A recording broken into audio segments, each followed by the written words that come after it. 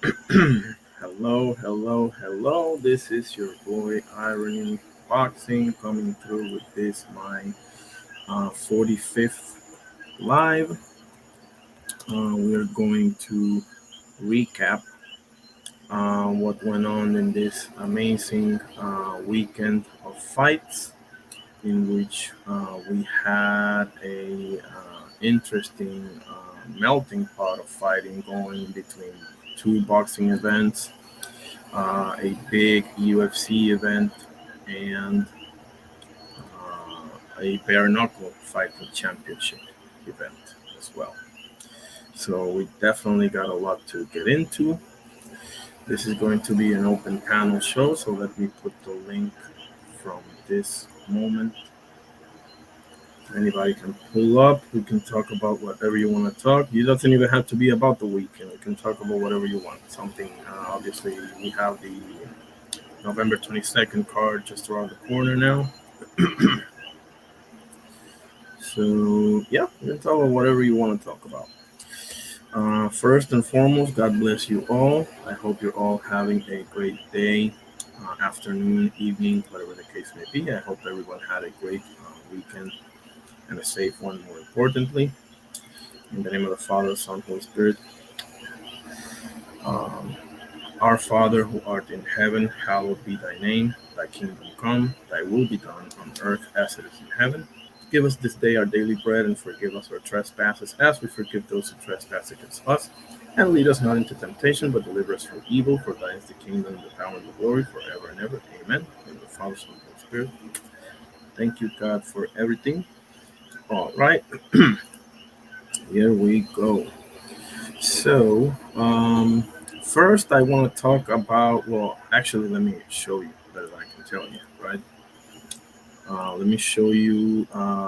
In my opinion, I saw Bo Nichols' fight, which was the main event of the prelims, and then I watched every fight of the main card of the UFC. So, let me show you Bo Nichols' knockout, highlight reel knockout win over Rodolfo Vieira. If I'm not mistaken, Rodolfo Vieira is a former Brazilian Jiu Jitsu world champion. Okay. And Bo Nickel, as we know, is a United States wrestling standout. Um, Here's the disclaimer. Okay. No copyright intended. I am not monetized. This is educational purposes only. Right. Let us see this knockout. Okay. A moment.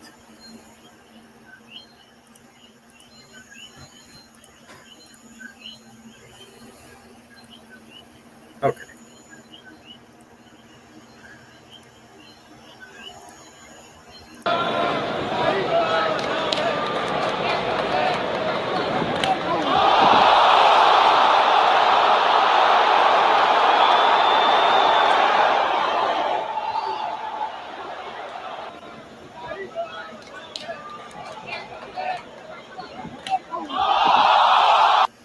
What's to be taken away from this, aside from the brutality of the knockout, is how he set it up, how he feints to set it up. He started with a 1-2, okay,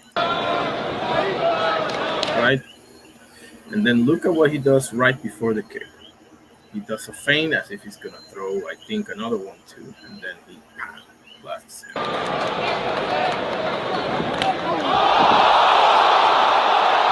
Wow. Wow. So that to me was the stoppage of the evening. Okay, give that man a bonus, whatever, whatever it is, you know. Um, so yeah, I mean, we had a main card with three of the five fights being stoppage wins, and the two fights that were decision was the main event and the co-main event. So the two title fights went all the way to the judges' scorecards. One being a total, complete, and pillar post domination by the man to your right there, Mr. Islam Makachev. Okay, and the other being a very dominating performance by in my opinion, the female goat, which is Valentina Shevchenko.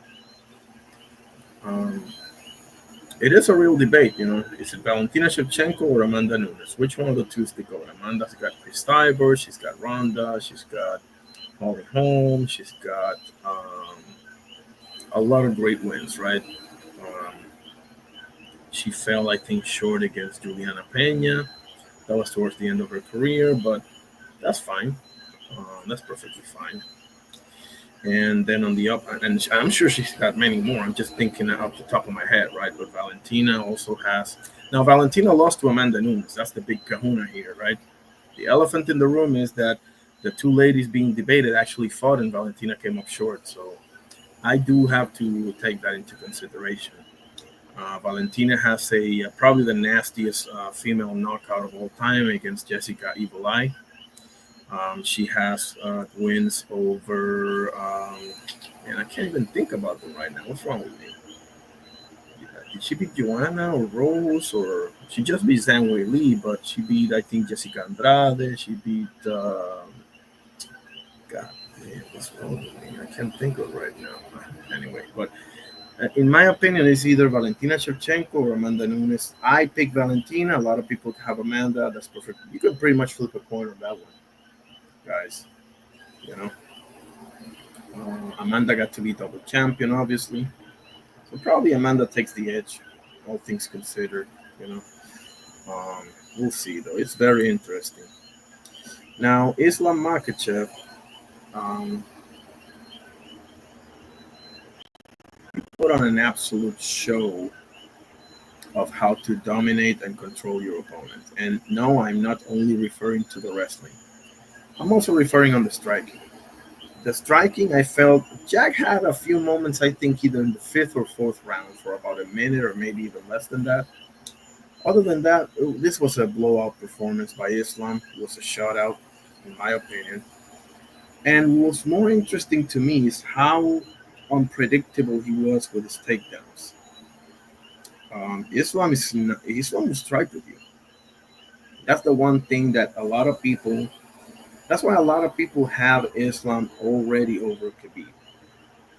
You know that's the reason, because Islam is so much more complete than Khabib is, right? Khabib can't really strike like that. I mean, yeah, he can have a knockout against, I think, Gleison Tibau, if I'm not mistaken, or things of that nature. But Khabib, the thing is, his ground game. You know, his ground game. He can submit you. He can maul you to death with ground and pound, using the famous Dagestani. How do they call that? The Dagestani handcuff or something like that.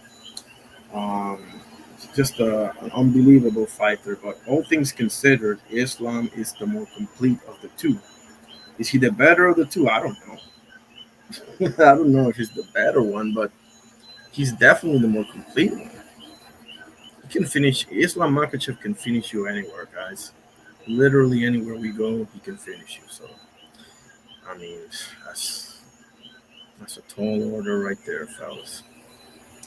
Um, Now, with that being said, speaking of Islam, we have two potential opponents for him. One of them is Shavkat Nomad Rakhmonov, right? And the other one is Ilya El Matador Topuria, my favorite fighter in the UFC right now, the man to your left right there. Okay?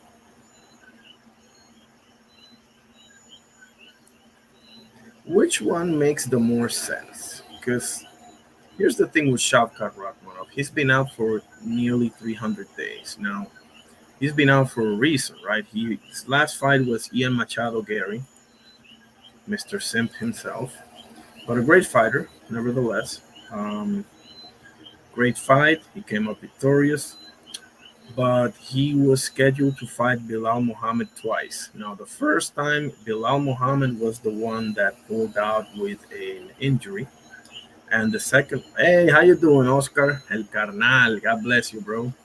Great to see you, my guy. LB, how you doing? God bless you as well, my guy right there. Yeah, we're just doing a recap of the weekend. I'm gonna get into some news and stuff like that. But Oscar, do you watch the UFC now? I don't. I know. I think you watched it back in the day. I don't know if you watch it nowadays, Oscar. Let me know. And but I think the one that makes the more sense is Ilya Topuria. Just on the back of that, um, I mean, let's think about this, right? Because as I was saying, Shavkat Rakhmonov was scheduled to fight Bilal Muhammad twice. The first time, Bilal Muhammad pulls out with an injury. He ends up fighting Ian Machado Gary, beats him. And then it comes to surface that he fought Gary with a torn MCL on his knee, with a knee injury, right? So that meant he had to pull out of the second time against Bilal Muhammad, so that sucks. And what sucks even more, okay, you follow it. He says, I follow him a bit, very down. Oh, bro, Islam put on a clinic, though. Yeah, you're absolutely right, my guy. Islam put on a clinic. Um, yeah. Islam can do it all, fellas. He can finish you standing up. He can go to the ground and maul you to death or submit you. Pick your poison with Islam.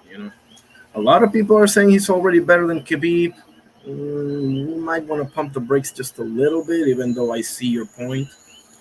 I'll give you this: Islam is more complete than Khabib. That's without a doubt. Islam is way more complete than Khabib is. Um, the question is should it be Shavkat Rakhmonov or should it be Ilya Topuria next? It's got to be one of the two. I can't see any other. Sean Brady just got his ass whooped. He was number one or number two or whatever. Kamaru Usman is doing a comeback. He was there. I wouldn't mind seeing Islam versus Kamaru Usman. Not really. I don't know if Kamaru can make welterweight. I think he last fought Hamzat over at middleweight. Gave him hell. But I think I want to see Ilya knock out Paddy Pimblett first. I'm not going to lie. I want to see Ilya Topuria knock Blondie's blog off. I can't stand Paddy Pimblett, fellas. He ain't my cup of tea. He ain't my cup of tea. I want Ilya to do him dirty. Um, they have history, obviously. Paddy Pimblett making those very bad comments about Georgians and stuff like that. And Ilya lives in Spain and he spent a lot of time in Germany, but he was also born in Georgia. So bad move there, Blondie. Now, Shavkat, aside from the knee injury that sidelined for the second Bilal Muhammad fight, he had a horrible tragedy happen in his life. His wife, his I think 3-year-old child, and some of his friends were in a fatal car crash.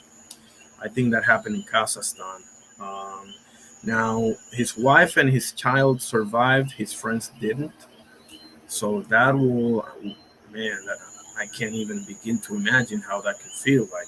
Like he wasn't in the car, he wasn't there, but his wife, his child, and some of his friends were in a fatal car crash, and I mean, it's awesome to see that his wife and child made it, but the others didn't. So I don't know what that can do to you psychologically when, well, you're in the literally in the middle of getting your championship fight.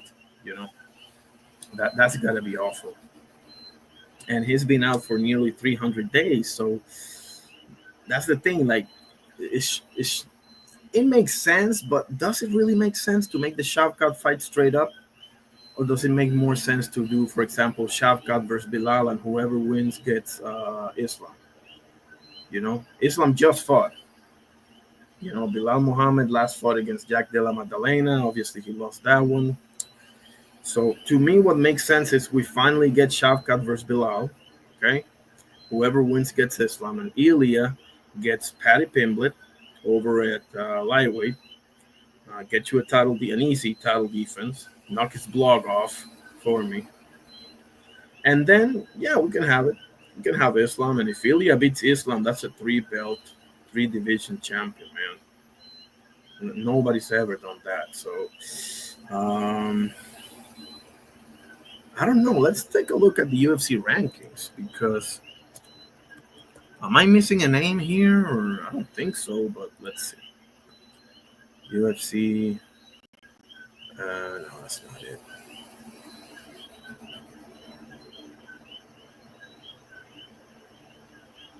There it is. Welter. They haven't updated. They haven't updated the rankings yet. They still have JDM as the champion. Um, Bilal Muhammad number one, Sean Brady number two. That ship has sailed. Shavkat three, Leon Edwards, who also lost last night badly, number four. Kamaru Usman five, Gary six, Joaquin Buckley seven, Michael Morales eight. Michael Morales and Carlos Prates got to jump into the top five now. They just beat it. They just beat Sean Brady and Leon Edwards, who is 2 and 4 respectively. So put them 4-5 or whatever you want to do. But they got to beat. Okay. So pound for pound rankings in the UFC: Ilya Topuria number one, Islam number two. I don't know if that has changed. Marab number three, Hamzat four, Pantoja five, Pereira six, and so on.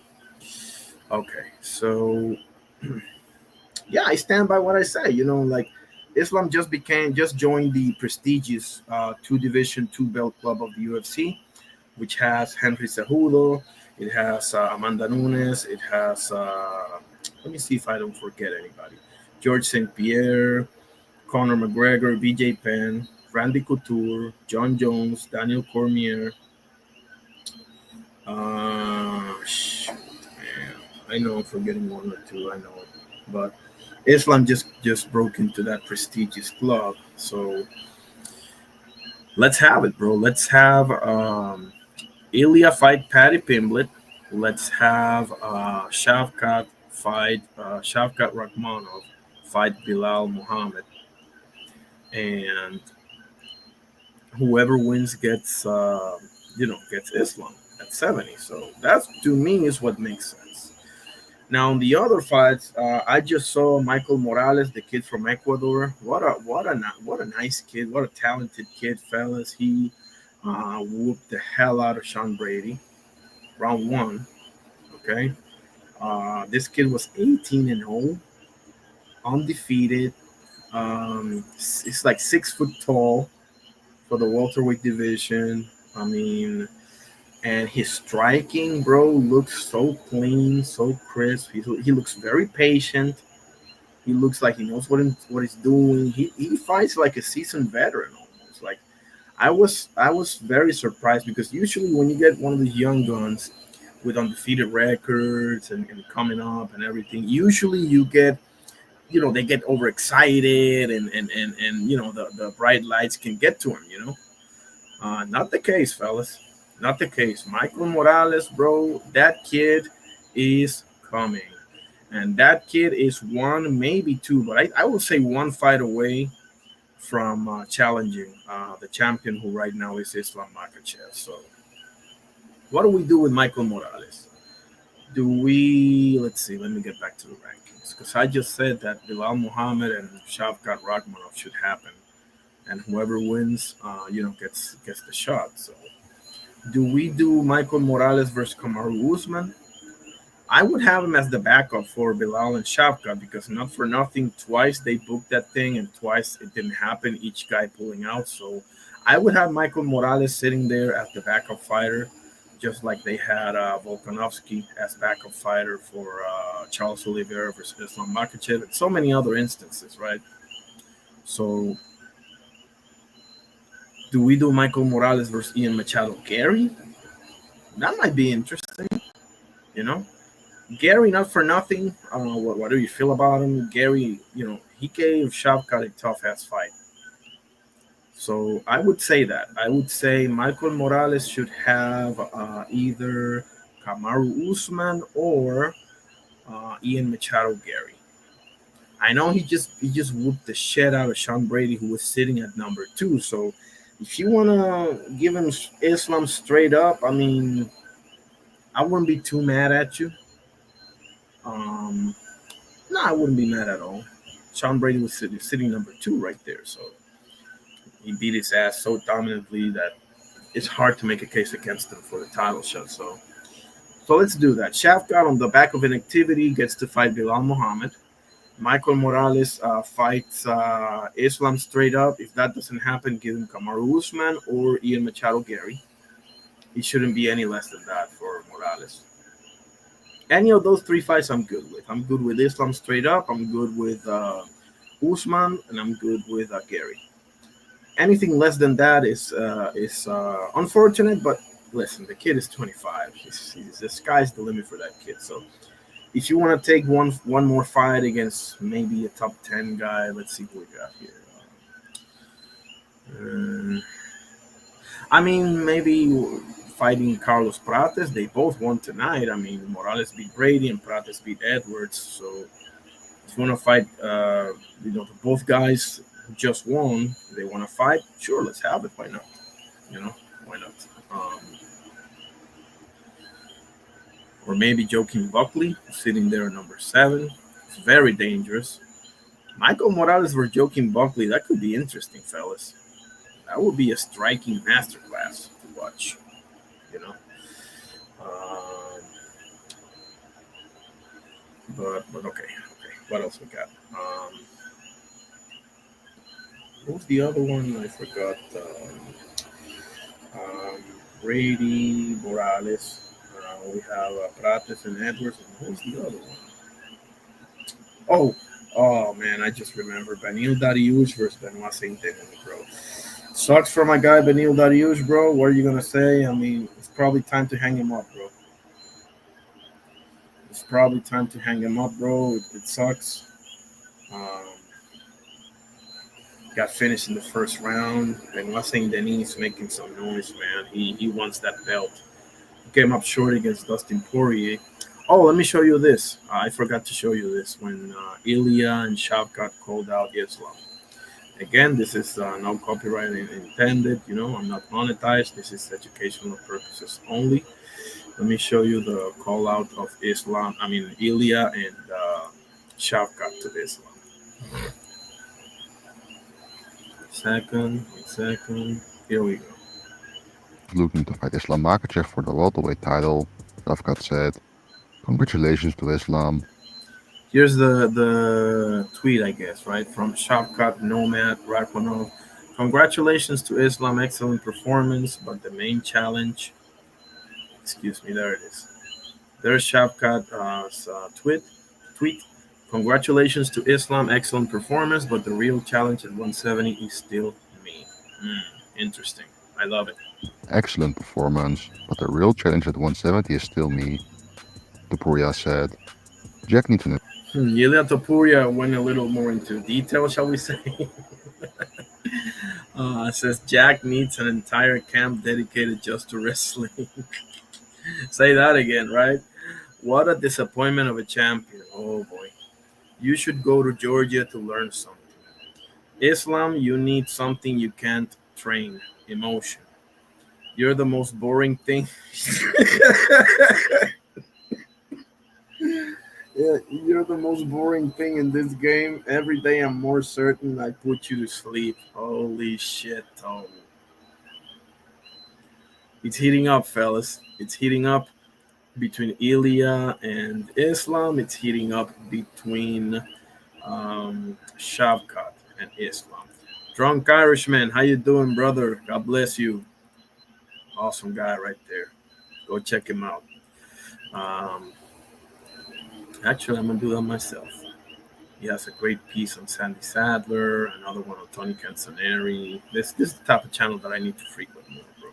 God bless, bro. I appreciate you. So yeah, I mean, they can do this any way they want to the UFC. They can do Ilya versus Islam straight up. They can do Shavkat versus Islam straight up. They can do Michael Morales versus Islam. I mean, the options are endless, right? Are we going to ever get Islam versus Hamzat? I don't think so. I don't think so. I would love to see it, but I don't think it's gonna happen. So major congratulations. Actually, let me show you this again, because this is worth watching again. Bo Nichols knockout, fellas. Pay attention. Bo Nichols knockout was a thing of beauty. This highlight reel cut knockout right here. No copyright infringement necessary. I mean, intended.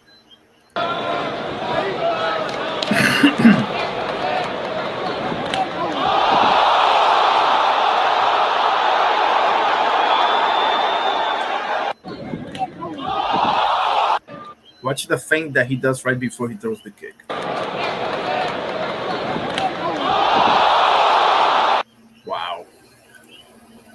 That's a highlight reel, all-time great highlight reel knockout, fellas. I know he just came off of a loss with Paul Craig. It happens, fellas. This is MMA, not boxing. You can actually lose and actually have a career. What else we got? Let's Valentina Shevchenko. I mean, what else can you say, right? What else can you say? I mean, just an absolute beast. I mean, dangerous woman right there. She's also like a world class marksman. Unbelievable. Oscar says, I feel Topuria is a formidable opponent, but wouldn't necessarily say Topuria has a style conductor will win against Islam. I can see that. Yeah, for sure. I would pay for that fight. I would pay for that fight too, bro. Respect to you, drunk Irishman, for sure. Appreciate it. Yeah, I agree with everything you just said, Oscar. Um, Ilya's style with the boxing and everything, I mean, it's very dangerous for anybody, but that wrestling, bro, it's probably going to get you. That wrestling is probably going to get you. And Islam does like to strike sometimes. I mean, I don't know. I mean, Islam is bigger, without a doubt. Islam's never been a featherweight, right? So Islam is way bigger. Um, the How about it? Huh? How about it? I just I just want to see Ilya knock the blog off Patty Pimblett. I want to see that so badly. You have no idea how much I want to see Ilya Tapuria just clean Patty Pimblett's clock. I call him Blondie. Um, I want to see him knock Blondie out. Please, Ilya, please do that. Do that just for me. Just for me. Do it just for me. Smoochie in the building. How you doing, my beloved sister Smoochie? Hope you're having a great day. God bless. Appreciate you pulling up for sure. I don't know if you rock with the UFC or not, Smoochie. I'm talking about the UFC. I mean, I'm talking about everything, but since I saw every fight of the main card, I'm going into each and what's next and this and that. And how about this? What's next for Jack De La Maddalena? What's next for him? Because, man, you just got manhandled. So you got to fight either.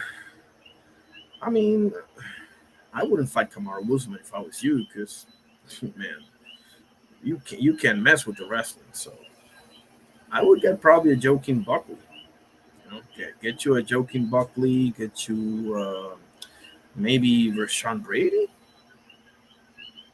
Yeah, both of you got your ass whooped last night. So yeah, let's have JDN versus Sean Brady. Why not? Um, I think so. I think that's what makes more sense out of everything. You know. Ooh, drunk Irishman. You got Benny Leonard. Oh boy, I'm gonna have some fun here. Um, but yeah, boxing, right? Boxing.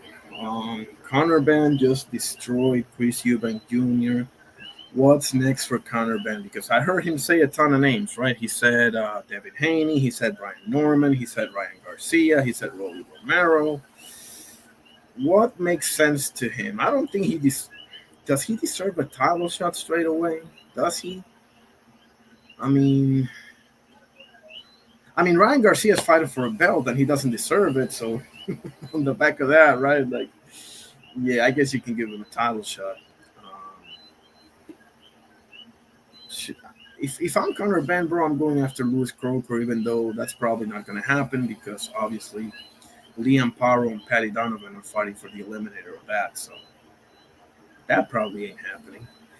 So with that being said, you should go for the winner. Obviously, in my opinion, the clear path. Well, you have two good options, two, not only one, two. The first great option to me is whoever wins with Barrio and Garcia. Whoever wins that fight, you should. If I'm Conor Ben, I'm attending that fight. Okay, I'm attending that fight. I'm getting in that ring and I'm talking some shit.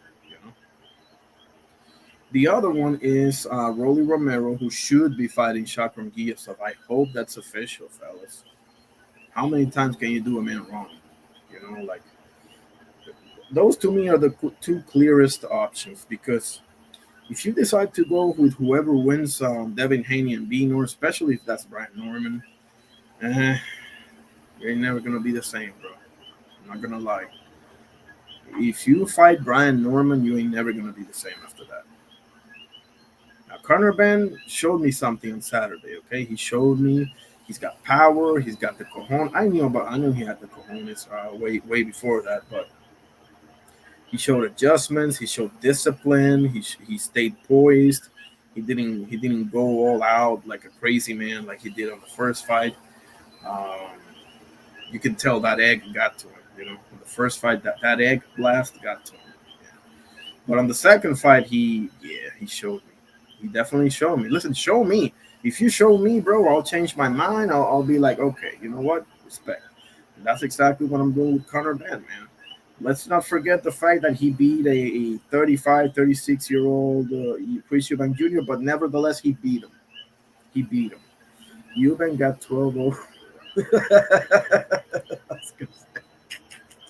Really? He didn't win one round? Holy shit, I didn't know that. Damn, that's bad. Oh, man. Let me put the link in just in case anybody wants to. Because I put it on the YouTube, but I didn't put it on the, if you're on your cell phone or something. So, 12 and oh, holy shit. I didn't know that. Let me switch the banners. There we go. So let me know what you guys think, what you got. Exactly. That's what I've been saying, Oscar. Exactly. For Connor, 147 is a smart move. The coast is way clearer. It's way more open, and 154 is dangerous as holy hell, bro. It is. Who can you realistically beat at 54, bro? Like, who do we get you? Do we get you a Charles Cornwell? Do we get you a Josh Kelly if he loses to Backrun? Do we get you a Callum Walsh? Do we get you a Garcia Perez or Chino Garcia Perez? Do we get you? I don't know if you beat that guy, by the way. I'm not so sure about that, but that could be a winnable fight for you. And after that, who else? Lubin ain't even there anymore. Lubin is going 60. So, um, Jermel Charlo, you better stay the hell away from that guy. Who else? Nah, bro. Virgil will probably cook your ass too. Nah. Yeah, Virgil cooks his ass. Not for nothing. Um, who else? Tim Sue. He can. I would say he can beat Tim Sue. That's a pretty good. Maybe Brian Mendoza, but you're not gonna be a champion there. You can, bro. Conor Ben. If you're Eddie Hearn and Conor Ben, you're sitting down. You're having a therapy session. You're saying, listen. The only way in God's green earth that you're ever going to get to a title shot is on this welterweight division right now. This 147 division is just there for the taking. Let's go there. Do what you got to do, bro. Go on a diet, go on a hunger strike, go on a whatever. Go on 147 and make it happen. And I think he can. I think he can make it happen, bro. I think he can beat Ryan Garcia. I think he can beat Mario Barrios. I think he can beat Rolly Romero. And I definitely think he can beat Luis Croker. I'll tell you this: he can beat all those three: Lewis Croker, Liam Paro, and Liam Paro could be dicey, by the way, but Liam Paro and Patty Donovan. He can beat all three of those. So Oscar says, with Eubank losing, how does Bomac look for trainer? Man, that's a good point. How does Bomac look for trainer of the year? Robert's leading the race for me, especially with yes, Bam Rodriguez and Virgil, and he's got like a million fighters. Um, it's hard to argue with that. It's hard to argue with Robert Garcia, man. It's very hard to argue. He's got a huge stable. He's got a bunch of great fighters. I mean, golly. And the thing about it is that you don't even see, for example, Keyshawn Davis because of his whole situation. Because if Bomac had like other people making some noise aside from Bud Crawford, um, oh, that's right, Murataya's a champion now. Yeah, I forgot about that. That's another one. Raymond Murataya. Uh, he's gonna fight Andy Cruz, bro. I'm not gonna lie. I don't think. I think Andy gonna get him, but we'll see. I give Raymond a decent shot in that fight, not for nothing. Um, Yeah, I would agree with you, Oscar. I would agree with you. Robert Garcia is probably the front runner for trainer of the year. And the same for Andy Lee, bro. I've been high on Andy Lee forever, and then you had that Joe Parker performance against Fabio Wardley. I gotta give you the same treatment I think Womack is a beast, right? But it didn't happen. It didn't happen with Eubank and Andy Lee. It didn't happen with Joe Parker either, bro. Been calling for Usyk, been calling for this guy, that guy, Dubois, and Wardley's nowhere even close to Usyk as far as the boxing ability goes. And he do you like that? I mean, not looking good for you. You still have Hamza Shiras and stuff like that, but I don't know. We'll see. Robert Garcia definitely a front runner for trainer of the year. Yeah, I cannot argue with that. Not one bit. Um, I'm sorry, Adam. Jack Catterall. Jack Catterall looked pretty impressive. He did have a moment there with Echo Wesselman where he knocked. It appeared like he knocked him down right in the middle of the referee breaking them up or something like that. I didn't see the whole thing. I saw the uh, how's it called, the highlights, extended highlights or whatever, and saying it looked like the ref was like in the middle of breaking them up, and Jack Cattle nailed him, and Echo Esma went down. So I don't know. I'll have to look at that.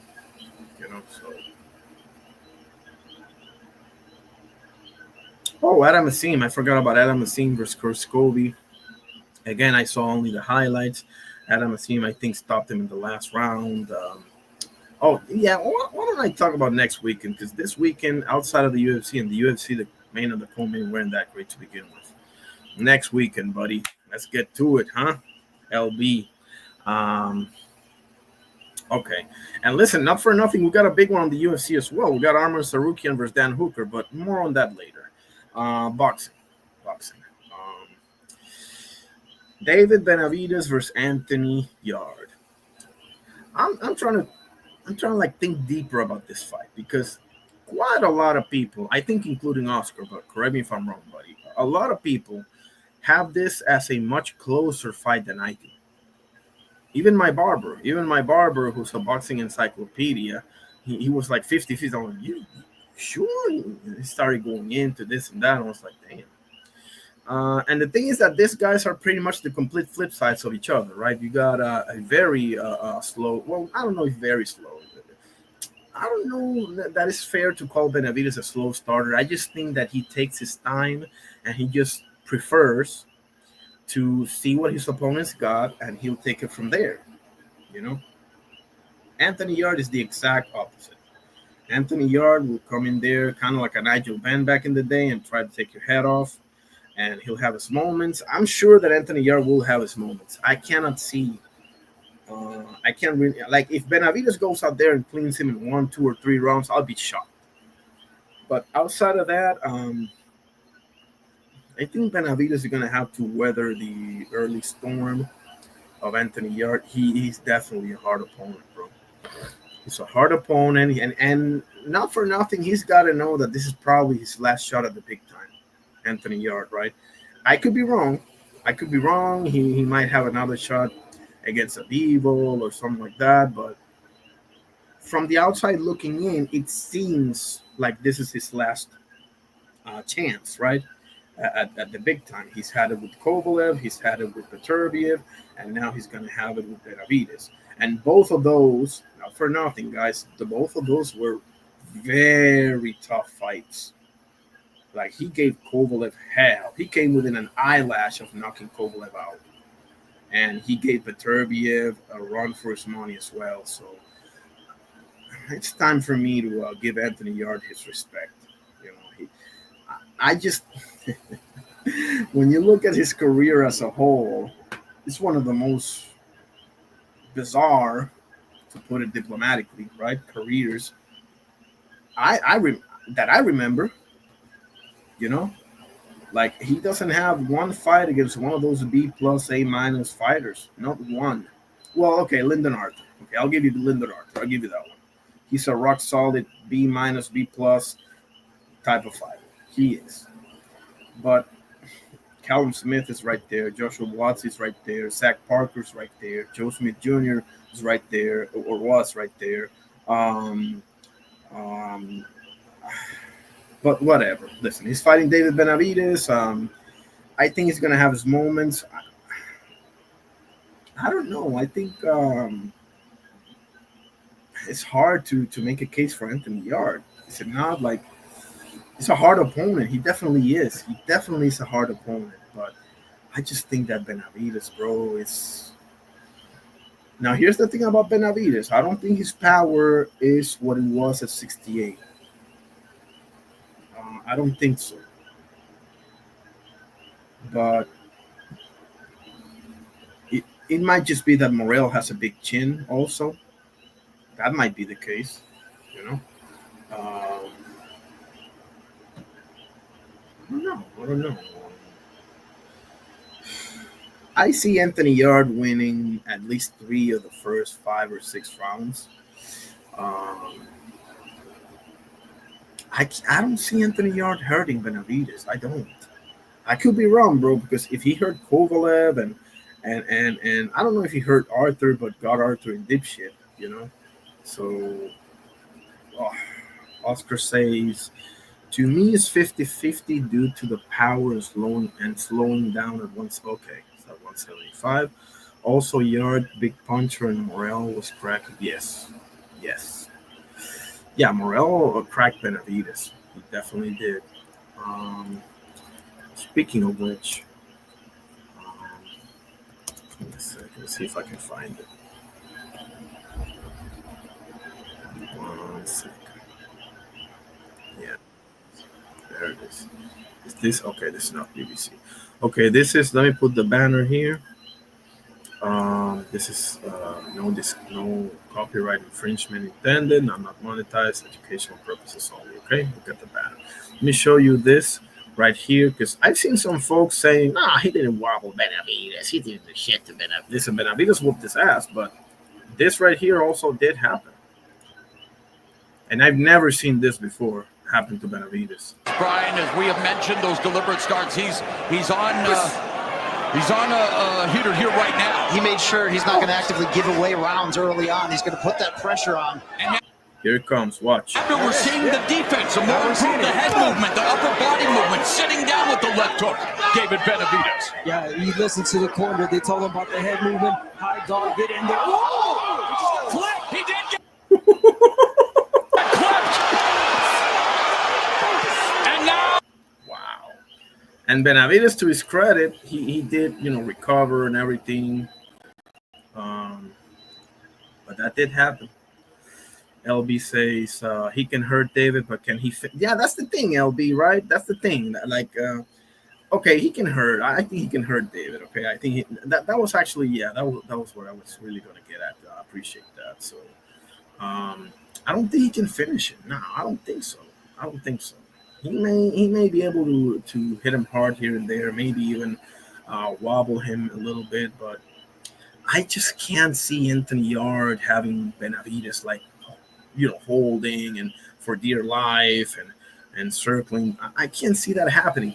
Listen, stranger things have been seen in a boxing ring. Okay, if it happens, stranger things have happened in a boxing ring. Okay, but I just don't. And yes, LB, David could hurt him exactly. It's just that David, for some reason, always or almost always just takes a couple of rounds off just to see what his opponent has. And he's not the only one, okay? Several fighters are known for that, right? But this guy, Anthony Yard, is known for, starting real fast, so that's what could make it interesting. Now, Anthony Yard needs to win those early rounds. He needs to try to make a big statement. He needs, what he needs to do? He needs to get David Benavides respect. That's what he needs to do. Anthony Yard needs the first 2, maybe 3 rounds, no more than that. It actually might be 1 or 2 only, but let's say the first 2 or 3 rounds, he needs to earn David Benavides' respect. He needs that. Otherwise, he's going to get steamrolled, okay? Because if David understands that he can just pile on you and he doesn't have to worry too much of what's coming back, it's bad fucking news for you. But other than that, yeah, I think David's gonna get him. David's gonna get him. He's gonna stop him a little bit late. Um, I have David stopping him 9, 10 ish, maybe a little bit earlier than that. Yes, Oscar. I mean, okay. I don't know if I should say yes. He says, "Do you feel people are overrating Benavides' power because at 75 I haven't seen it?" Um, Here's the thing, Oscar. We haven't seen it. You haven't seen it. I haven't seen it either. But we don't have a big body of work either. To be fair, right? We have 2 fights. Am I wrong? Am I missing something? It's 2 fights, right? It's Vosling and Morel, right? But the other one was, Google and all that was a 68, right? So we don't. Number one, we don't have a big body of work, and number two, he's fighting killers. He's fighting Vosdik, who only lost to Beterbiev, and David Morrell. So he said people are remembering the power at 68. But Benavides was never really a one-punch KO guy to begin with. Benavides mauls you, he overwhelms you, and it's not like um, what analogy can I put? It's not like a Brian Norman. It's not like a one-hitter quitter. He's not that. He's more like a volume puncher, overwhelm you, maul you to death type of dude. And while his power, that's true. Yeah, that's true. I can't deny that. Bostic wasn't like a 2 year. Yeah, that's true. I think they sparred before and everything. So, but I don't. Okay, so let's say that his power diminished. His defense has improved. His boxing IQ has improved. You see, so he's finding ways to get better at other aspects of the game. So I definitely have to give him his props there. Like David Benavides, and I think I think you're right. At the end of the day, I haven't seen it either. I haven't seen his power either. He never had Morel. He beat the shit out of Morel, but he never had him like really badly hurt, like holding on for dear life or something like that. He never did that to Morel. Okay, and he didn't do that to Vosdik either. So I see where you're coming from, but we need to also look at other aspects of his game, and I would say he has definitely improved on those. Because power, you don't, you know, that's the natural course of things. As you move up, your power diminishes. That's why I'm so scared for him mentioning like Jayo Petaya or Zurdo Ramirez, because I'm like, bro, your power is already diminished at 75. You're gonna go to 200? Like, damn. I mean, like, but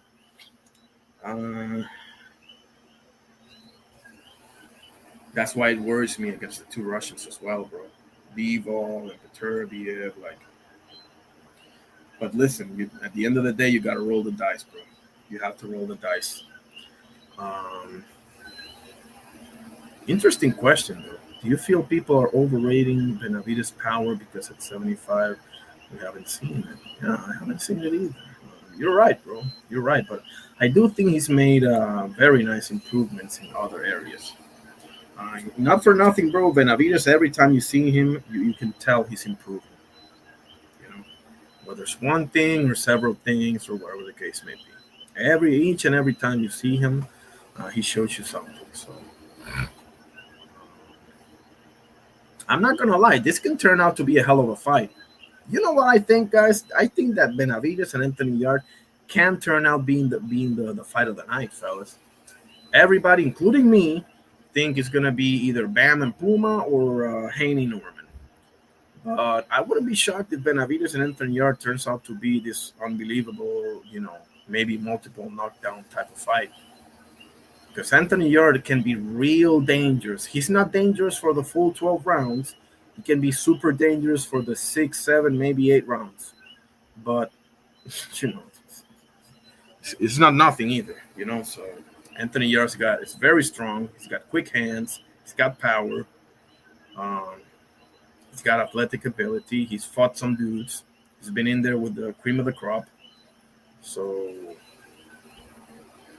I think so too, LB. The whole fight card is gonna be fireworks. I ain't missing that one for nothing. Trust me. I ain't missing that one for nothing. Um,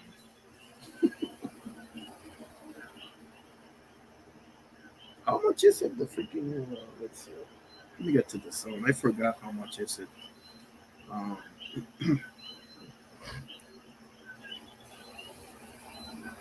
Speaking of which, I gotta talk to my boss. I gotta let him know that I'm not gonna be available January 31st. It's too early for that shit. Anyway. Let's see what the zone has to say.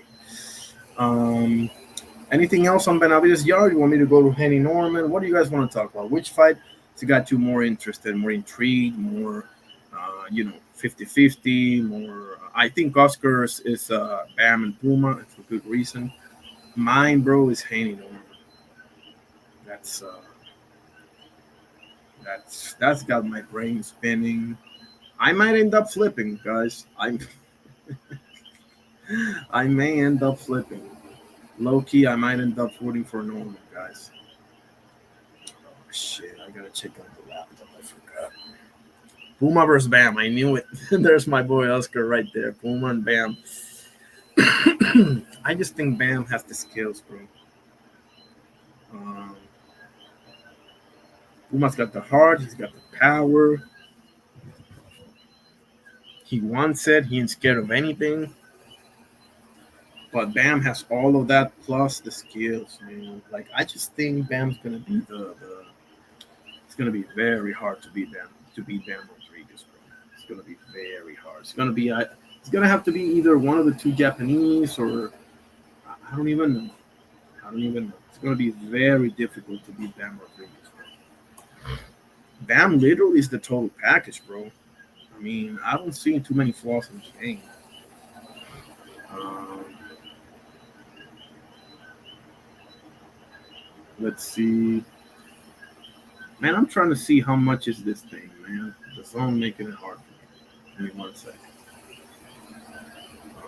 Puma versus Bam. So, Oscar, you have that one as a 50-50 as well, right? I think I heard you say, or maybe it was Haney Norman. I can't remember. I think you have that as a, or maybe you favor Puma a little bit or something, right? Like, man, what a fight, bro! What a fight card, bro! Can we just give a standing ovation to Turkey Al Sheikh for a second here? Like, god damn! I mean, not for nothing, but that man is boxing Santa Claus. I call Turkey Al Sheikh. His nickname should be the boxing Santa Claus. Yeah, 50-50. There it is. Uh,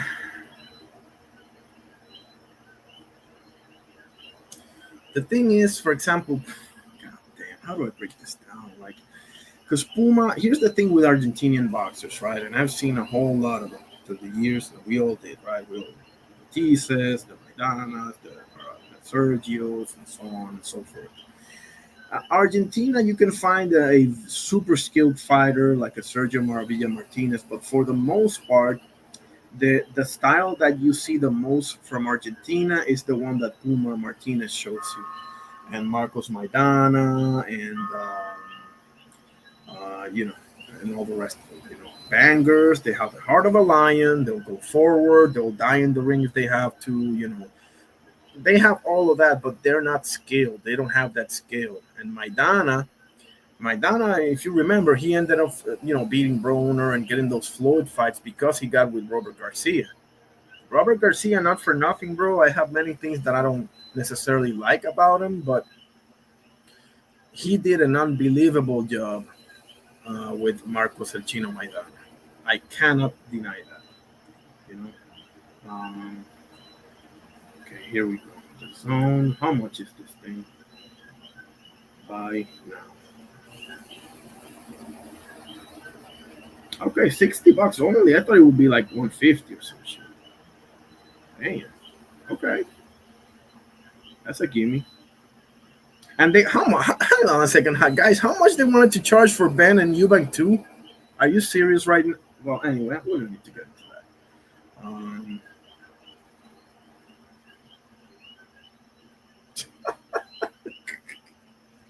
Okay, Bam and so Bam Rodriguez is a southpaw. He can switch stances, but for the most part, he's a southpaw. Pumas orthodox. That who's got more power of the two? Because Bam, Pumas got raw power, right? Bam to me is way better at setting up his shots properly with the angles and the footwork and everything. So on the power department, I'm not gonna lie, I'll probably give a slight edge to Puma Martinez, right? I'll give a slight edge to Puma Martinez on the power department. Now, when it goes to offensive repertoire, defensive repertoire, footwork, boxing IQ, every single one of those aspects to me is favorable to Bam Rodriguez. Some by much, some by not so much, but in my opinion, all of those things that encompass the boxing skills, right? Like footwork, ring IQ, boxing IQ, the defensive responsibility of a fighter, the offensive repertoire of a fighter, their ability to create shots, setting up shots, and everything. Bam Rodriguez to me is way over Puma in all of those. You can get a shot in here and there for sure. Right? I actually foresee Puma Martinez having his moments in the fight, but I think Bam's gonna be too much, Oscar, and people like LB says Martinez getting whooped. Yeah, most likely, most likely. I just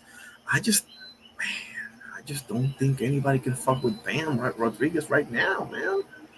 I don't think so. I don't think so. Um, I don't see that happening. Not at all. But hey, I'm hoping to see a hell of a fight, though. I'm hoping to see a hell of a fight. Maybe he can punch in between Bam's combinations. Maybe he can figure out a way to make it interesting. Okay, I would tell him that. I would tell Martinez try to punch with him because you're probably not going to be able to set anything up against him. So what's left really, or one of the things that's left, in my opinion, is to punch with him in between his combinations. You might get him. You just might get him. But other than that, nah, Bam Rodriguez got too many layers to his game, bro. Bam Rodriguez got too many layers in his game. I think Bam. Well, this is actually debatable, but I think Bam's faced a little better opposition than Puma has. Not by much. Not by much. But I do believe so. Um, what else? They're both young. They're both. Puma's got a loss, but he avenged it. That's fine. Yeah, I think Bam's gonna is gonna overwhelm Puma Martinez, in my opinion. Abdullah Mason versus Sam Noakes. Oh boy. Now, excuse me. I've seen quite a bit of Sam Noakes lately. I wanted to get like a grasp of his style. What does this guy have? He is, after all, fighting for a title, as Abdullah is, because we know about Abdullah Mason, don't we? Like, I've been saying for the longest time, this kid is the real deal. I'm sure that he's gonna take over boxing in 1, maybe 2 years. I'm sure about a couple of dudes. I'm sure about Scooter Davis. I'm sure about Abdullah Mason. I'm sure about Osles Iglesias. I'm sure about Moses Atama. And I'm sure about Joanne Lee Feliciano Hernandez. I'm not so sure about Kid Austin, for example. I'm not so sure about Cormel Moulton, and I'm not even sure about Emiliano Vargas either. I do like Emiliano a lot, but I'm not sure about him as of yet. I am sure about this gentleman. Now, Abdullah has one thing that I think could be detrimental to him. I think Abdullah is, well, I don't think, I know Abdullah is the superior boxer of the two. Sam Noakes, he's got a couple of things. He's a legitimate British badass. He will come forward. He's got the cojones. He's got the heart. He can crack. Sam Noakes can crack. Now, the thing with Sam Noakes, I don't see him setting up too much of his shots to be effective. He will cut off the ring. He will get in his range. He doesn't mind taking a shot to land a shot.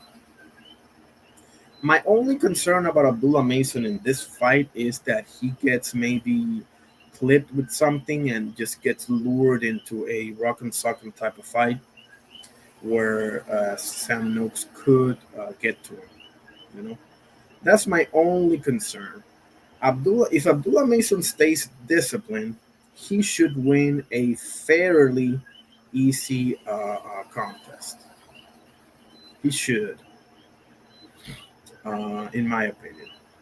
You know, Abdullah is the superior boxer. He's the more skilled. He's the more well-rounded fighter, and he can crack too. By the way, so if Abdullah can just stay disciplined and not get lured into an exchange, which he could get lured into an exchange and he could still beat his ass.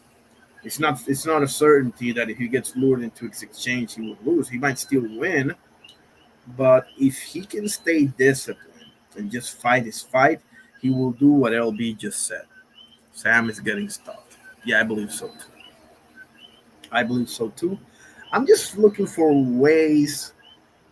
I'm kind of like I love playing devil's advocate.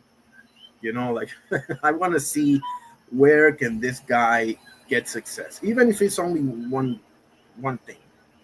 You know, it's something to be kept in mind. So I think Abdullah can be lured into a firefight. There's been many boxers with that problem. You know, Arturo Gatti is one of the most obvious ones, and Michael Conlan's another example. Like Michael Conlan, he's a excellent boxer in my opinion, but he very easily gets lured into firefights, and he ends up, you know, fighting the opponent's fight instead of his fights. You know, we saw that with Bernardo Lopez, we saw that with Lee Wood, and we saw that with I think Jordan Gill was the name of the other guy that beat him. So,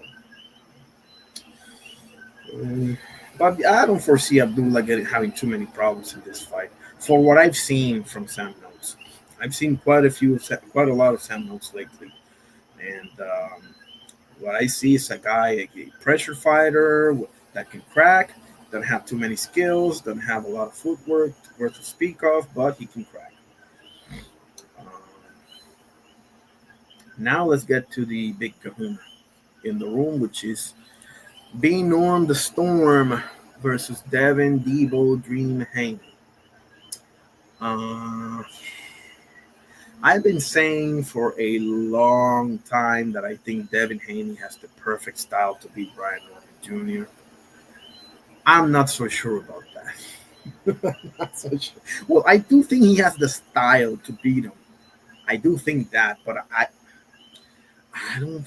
Oh man, I don't. I don't think he's gonna beat him, guys. I don't think so. I don't think so.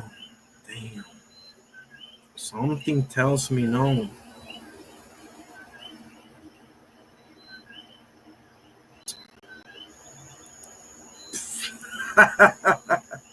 Look at this.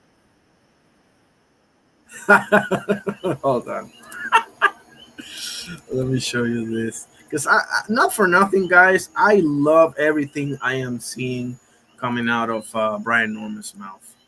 Everything. That kid is handling himself like a stud, bro. Like, I don't.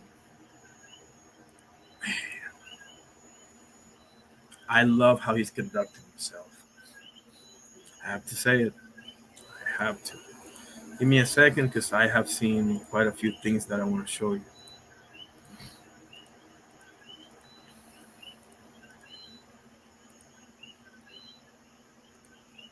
Just a minute now. Man, what the hell happened here? And I don't see the Brian Norman Jr., bro. Where's the video of Brian Norman Jr.? I want to show you guys. He absolutely all of the things he's saying, bro. It's just the right thing to say. I'm telling you. God damn. Hold on. Brian Norman Jr., Devin Haney. Give me 1 second, guys. You think so, LB? I'm not gonna lie, bro. I'm starting to agree with you, bro. I am starting to really agree with you, LB. I'm not going to lie.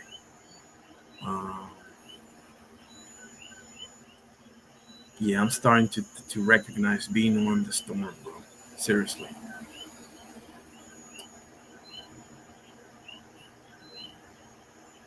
Okay, now we're talking. Ring Mag. I forgot about this shit. It's in Ring Magazine. Yeah, yeah. One second. One second. One second. One second.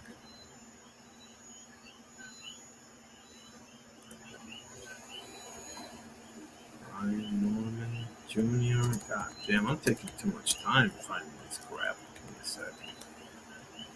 Ring Magazine. Behind the scenes. Oh yeah. Here's a. I know you guys had to see this one, right? Yeah. Take a look at this. This is not a KD. How you doing, brother? You got Haney? Ah, damn. God bless you, bro. Great to have you. Haney, man, this is it's a tough one for me, bro. I've been saying Haney for the longest time. I'm not so sure now, bro. I'm not monetized. This is educational purposes only. Uh, let me show you guys this because this is king shit. He's saying we all forgot how pedestrian Norman looked and how great Haney has looked. Yeah, no, I mean in the footwork department, bro, ain't no debate who's better. The thing is, bro, that being on the storm, bro. I mean, I don't know, man. That kid, I think he's the real deal, man. I'm telling you, I'm starting to like. I'm not gonna lie. I might end up. I can. I'm probably gonna flip like a pancake. Not today. Not today. Maybe, but definitely during the fight week, bro. Like, I'm not gonna lie. Let me show you guys this. This is some king shit, bro. This is too funny. Too funny. No, that's not it. Swipe through all of them. Okay, yeah. 1, 2, 3, 4. Yeah. It's 4. It was 4 of them. You recording? See, now this is what's wrong with the boxing game. We talking about fighting. He's over here showing me some fashion outfits, man. I don't care about what this man. Look at me, man. I got a $5 tee. You know what I'm saying? The world is yours. Pants, got some forces on. That's all you need, man. I'm telling y'all, the boxing game tough. We over here talking about fashion. Talk about fashion, man. We talking about fashion. Y'all seen these outfits? Come and rate them things. Man, I ain't finna rate no outfits, man. I don't care about no outfit, brother. It was at this moment that he knew he fucked up. I'm here to throw hands, and that's it. Throw hands and make bands. Swipe through. I'm a fan of Brian Norman, fellas. I like everything I'm hearing about him. I love it, man. I'm telling you guys, this kid is the real deal. He talks like a fighter. He walks like a fighter. He thinks like a fighter. Bruce Gas in the house. What an honor. You know, hey, tell, what is it, Joe or Drunk Irishman, the guys that always win, tell them that I'm coming on Tuesday, Bruce Gas. Tell them I'm coming for that trivia and I'm coming for that champion. No, I'm kidding. How you doing, Bruce? God bless you, sir. What an honor. Make sure you follow that guy, Bruce Gas, Boxing, Jazz, and more. He does boxing trivias. He interviews a lot of legends. Amazing work. I had the pleasure to see his interview with Peter McNeely. I saw his interview with, I think, Merciless Ray Mercer. I mean, he's had, I think, Witherspoon on his show plenty of times. That's the real deal right there. Bruce Gas, Boxing, Jazz, and more. He also does wrestling, I believe, right? But yeah, I mean, B Norm the Storm, fellas, yeah, he ain't playing, guys. He ain't playing. He ain't with that extra stuff, bro. He's about his business, man. What else? He also said another great thing. He said about about like he not fighting nobody. Hold on. God, I just saw this. What the hell is wrong with me, man? Like, I just saw this, man.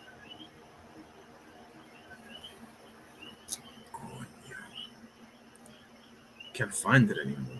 Appreciate you, Bruce, for sure. God bless you. Um, God, where did I see this thing? Because he was talking about, because Devin is saying something that is actually true. Okay, he hasn't really beaten a big name. That's true. Okay, that's true. That's true. I'll give you that one, Debo. But like he said, Brian Norman said, listen, once upon a time, Muhammad Ali didn't fight anybody either. Once upon a time, Mike Tyson didn't fight nobody either. Once upon a time, Floyd didn't fight nobody either. Or Pacquiao, or whoever, or Canelo, or whoever you want to mention, right? Once upon a time, none of them fought anybody either, but Crawford, Usyk, whoever you want to name, you know. So, and eventually they got their shot, and they made a legendary career out of it. So, major props to him for that. Um, I just can't find this for the life of me, man. What the heck is wrong with me? Like, right, let me do the history again. I gotta find this thing, man. Oh, Devin Haney. Oh, here it is. Here it is. Here it is. Here it is. Give me 1 second.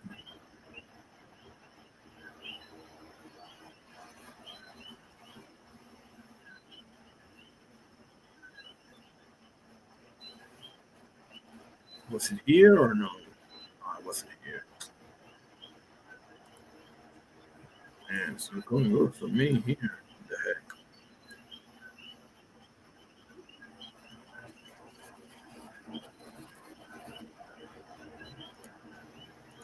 heck? Kendrick, did you watch the UFC last night? I know you rock with the UFC, Katie. I want to know if you watched it. Let me know if you're there. What else we got here? I can't find this video for the life of me. I don't get it. I don't get it. Let me try Ring Magazine. Because I know he was with that white T-shirt and everything when he said it. So it was definitely with Ring Magazine that he said what he said. So Junior, no, that's not it. All right, never. You know what? We still got a week ahead of us. We still got a week ahead of us. So I'll find it. I'll promise you guys this. I'll find it by the time the fight comes. I can promise you that. Oh, you only watch the Islam versus JDM? Okay, let me show you Bo Nichols' knockout, Katie. Let me show you Bo Nichols' knockout with a thing of beauty. The first three fights of the main card were all stoppages, Katie. The only decisions was the main event and the co-main event. Can you believe that? The two title fights were the decision. Everything else was a stoppage. Michael Morales whooped Sean Brady's ass. Carlos Prates stops Leon Edwards, and what's the other one? Benoit Saint Denis stopped Benil Dariush. It was very hard to watch that one for me, but it is what it is. I do like me some.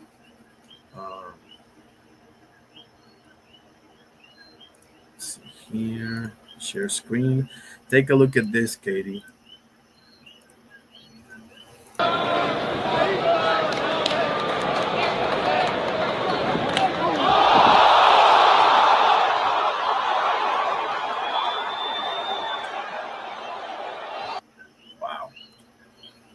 Oh, he said, Katie's saying, "Don't show it. The UFC might catch you." It's not. It's not the UFC channel. Thankfully, yeah. I appreciate it, bro. What a knockout! My goodness, what a knockout! Uh, but yeah, Islam is the man. Islam is the man. I don't know, who do you prefer, Shavkat Rakhmonov or Ilya Topuria versus Islam? I say whoever, bro. You can flip a coin. I want Ilya to knock out Blondie first, and I want Shavkat should, because Shavkat's been out for damn near a year between injuries and tragedies and stuff like that. So I want to see Shavkat versus Bilal. Whoever wins gets Islam, and Ilya can knock out Patty the Blondie Pimlet. In the meantime, I don't know why it doesn't show this, but I'll get you. I'll get that video for you guys. That's a promise. So we got Katie going for Haney. I got LB and myself going for Norman. Oscar, who you got? Oscar, you still there? Or Bruce Gas? Who does Bruce Gas have? Um, really? I mean, I can't say that I blame you. Katie says, I'm so disinterested in the UFC nowadays. I mean, um, let's see. You got Islam, you got Ilya, you got Hamzat. But you told me why. Like, it's all 90% of it is a wrestling match, right? 90% of it is like a wrestling match. And I mean, listen, if you're the rest of the world, and by the rest of the world, I mean like the rest of the UFC roster, you all need to get better, man. You all need to get better because Katie, Katie, listen, if you're fighting me and you know that I box better than you, but you can take me down at will and manhandle me on the ground, pause, right? Wouldn't you be doing the same thing, bro? Wouldn't you be doing the same thing, Katie? Not for nothing. I mean, I know it's not the most exciting thing in the world, but Bruce Gas says I got Haney if he runs and doesn't get caught. Yeah, yeah. The way Haney wins this fight, he needs to be on his P's and Q's for every second of this fight, guys. Seriously, it's his first fight at 47. Bigger dude, punches way harder than anybody you ever fought, in my opinion. Right? That cannot be debated. Maybe Jorge Linares, but not really. So he needs to not make a mistake. If Haney can stick and move and be on his P's and Q's all night long, he can win this fight. But he cannot get lured into an exchange. He cannot. He has to stay smart and disciplined throughout the fight. So yeah, I see what you mean, Bruce Gas. Yeah, for sure. And I agree. I just think Beanham is gonna find a way to get to him. You know, I believe that. Katie says there are no elite all-around guys anymore. Probably referring to George St. Pierre, right? No, LB. He's talking about. I think he's talking about the UFC. LB. He's not talking about boxing. He's talking about the UFC. But yeah, I mean, there's no George St. Pierre around. There's no John Jones. There's no. I feel what you're saying. I think Marab is great on the ground, not so good striking. Ilya is great striking, not so much on the ground. Islam, I would say, is the more complete out of the bunch, right, Katie? I mean, Islam can strike. He can, obviously, he's more known for the wrestling, but Islam can strike, fellas. Don't get it twisted. He ain't Khabib. He can actually strike. Man, Boots is elite for sure. LB, he definitely getting caught. Yeah, I think so too. Yeah, Cain. Yeah. Oh my goodness. Thank you for those names. Cain Velasquez, John Mighty Mouse, my goat. That's my goat. Demetrius Mighty Mouse Johnson. Anderson. I wouldn't say Anderson Silva was complete like that, but he does have some submissions. He submitted Chael Sonnen in the first fight. Thank you for the reminder, KD. I appreciate it. He submitted Chael Sonnen on the first fight, and he has a few subs. Yeah. But at the level of John and GSP and Kane and Demetrius, no, those four are on the top by themselves. Sorry, Anderson Silva, but GSP, Kane, John, and Mighty Mouse could beat you anywhere. Those four specifically. Maybe Prime BJ Penn I would throw in there, KD. I don't know if you follow BJ Penn's career, the prodigy, but Prime BJ Penn could also beat you standing on the ground, anywhere, basically. But I would put those four first names you gave me: GSP, Kane, John, Mighty Mouse. Those to me are sitting in the Mount Rushmore.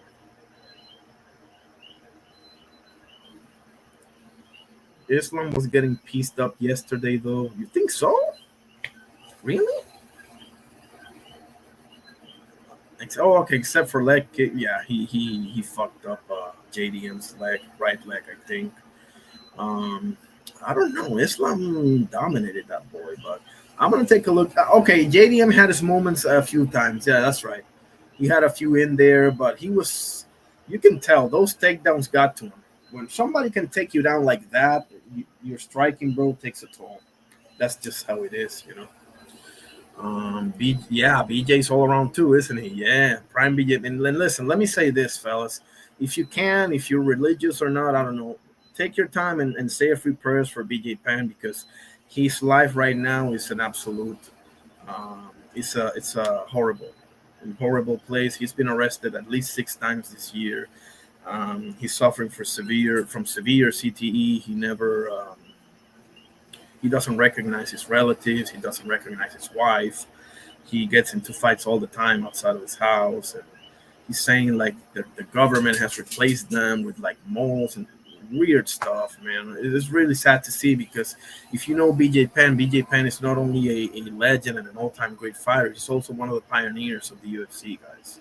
So, yeah, it's an absolute horrible thing what's happening with BJ Penn as we speak.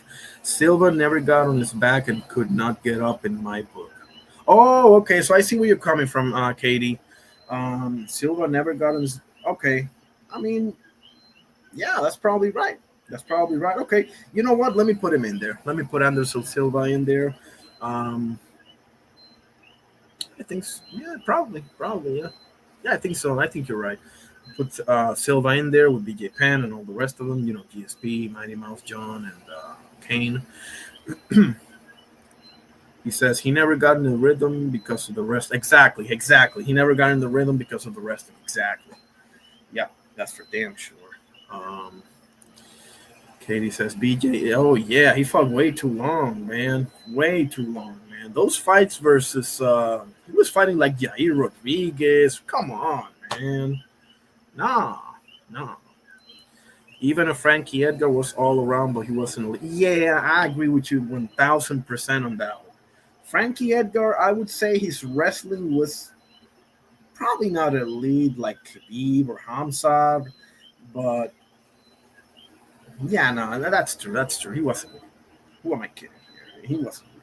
I love Frankie Edgar to death. As far as, bro, Frankie Edgar, as far as like heart, like he's right up there with Tony Ferguson. He'll die in there if he has to. Bro. Like he has uncommon valor of a heart. But what about Benson Henderson for all around, KD? What about Benson Henderson? I mean, he didn't last that long, but Benson Henderson wasn't an unbelievable run. He beat Nate Diaz. He came up short against Anthony Pettis, but prime Anthony Pettis was unbelievable, bro. There's no shame of that. But Benson Henderson, bro, he was a champion for like 2 years. He beat Frankie Edgar. He beat Nate Diaz. I forget who else he beat, but he beat a bunch of, and he's still around. I think he's in Karate Combat right now, if I'm not mistaken. But Benson, well, I mean, certainly I wouldn't put him in there with GSP or Kane, you know, like, but Benson Henderson, bro, like, okay, his legs were better than his hands. Yeah, you're right. Hendo is Dan Henderson, but yeah. Benson Henderson didn't have hands like that. Just don't let. Yeah. No, that's true. Come to think about it, yeah.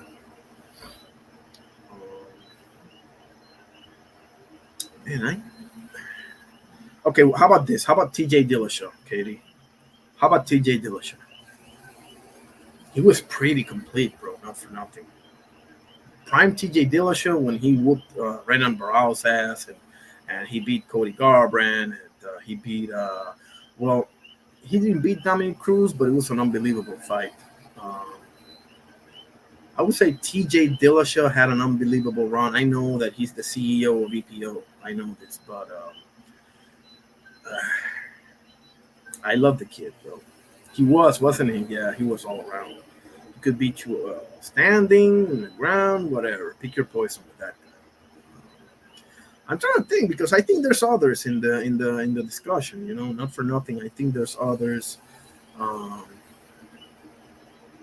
Prime Dan. The problem with Dan Henderson is that his prime wasn't in the UFC, right? His prime was clearly in Pride, so it's hard to like, you know, it's hard to.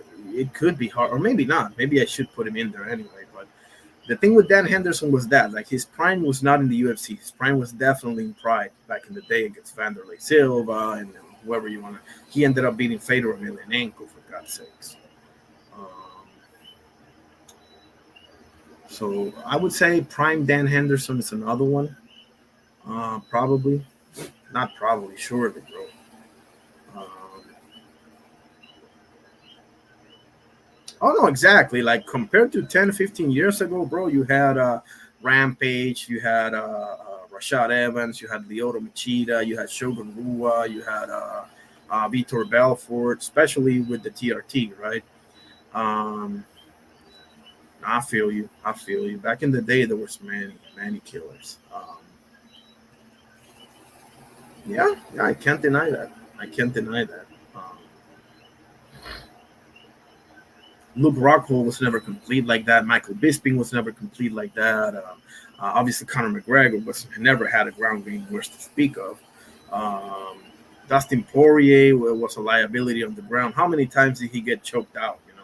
Rear naked choke, like Khabib, Islam, you name it, right?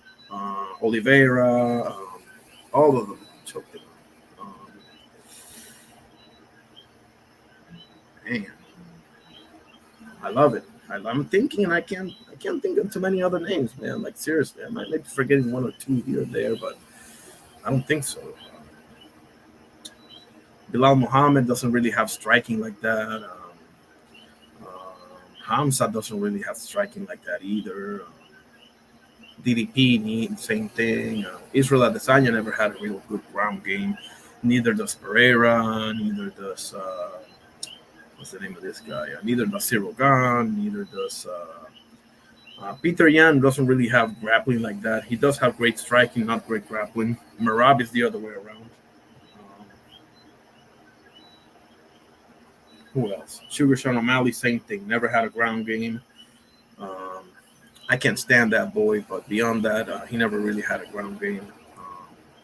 It's just boring at the elite. It is, Katie. It really is.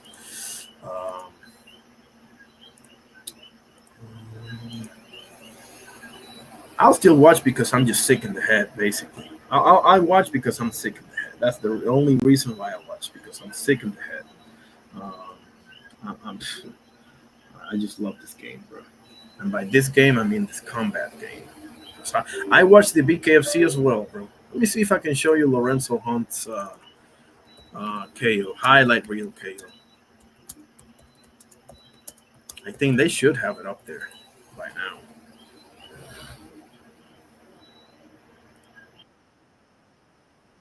Okay, here it is. Let me show you this. Let me show the disclaimer. No disclaimer. I'm sorry, no copyright intended. I'm not monetized. This is educational purposes only. Look at the banner. Okay, watch this. That was an unbelievable knockout over at Bare Knuckle Fighting Championship last night. I'm not gonna lie, I didn't even see the Espinosa fight. Fighting a dude like 5'5", it looked like a man fighting a child.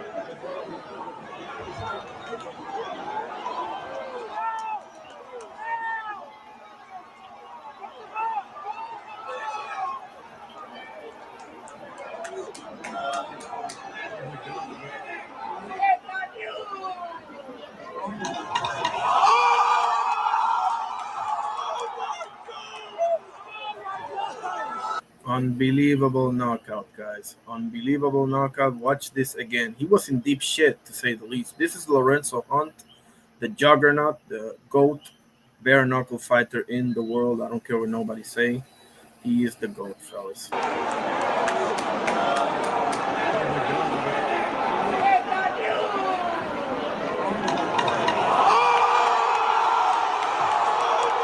He's done. He's dead. He's dead. Okay, not literally. Okay. Wow. Great job by Mr. Lorenzo, the Juggernaut Hunt, proving once again why he is the GOAT while having as many haters as freaking t-shirts in his closet. Um,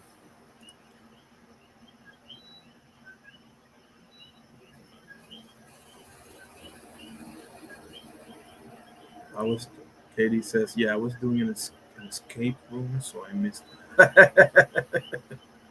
an escape room. What?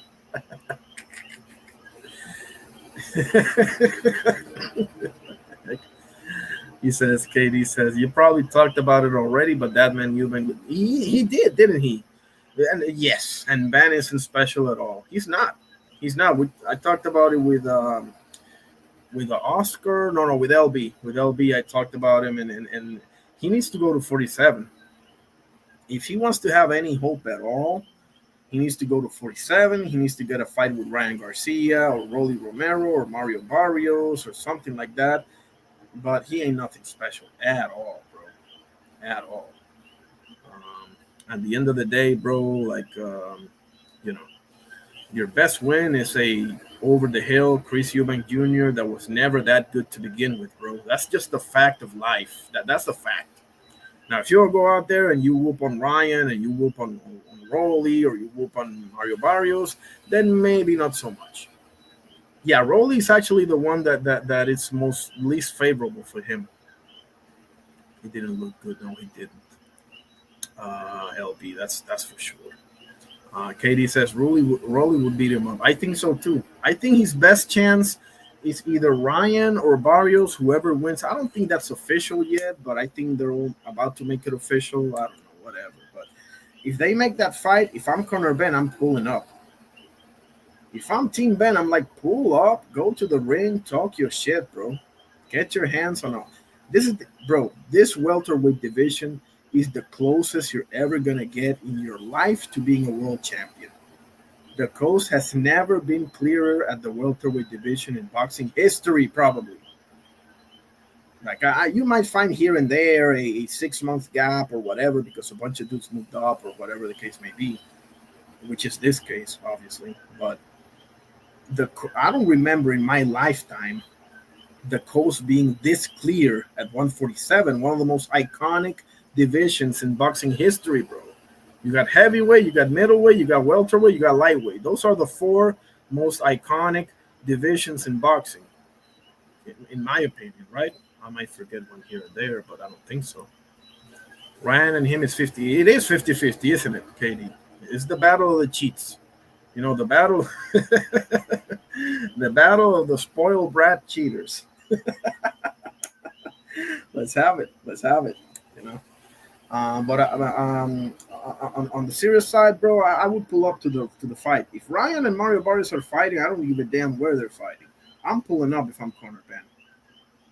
Give me a shot at the title, bro. I'll get it. And not for nothing, bro. He does have a huge fan base in the UK. You know, that's something. Since it's all about fucking popularity and whatever nowadays. So, but yeah, it's. We'll see. A lot needs to play out. Rolly got to see Shakram Giasov, bro. I don't want to even hear Rolly's name unless he's fighting Shakram Giasov. I know you want Senator Pacquiao. You know, I want to have a yacht. It is what it is, right? Fight Shakram Giasov, bro. Do what's right by that man. God damn, how many times can you do somebody wrong, bro? Seriously, it's disgusting what they're doing, Shakram Giasov, bro.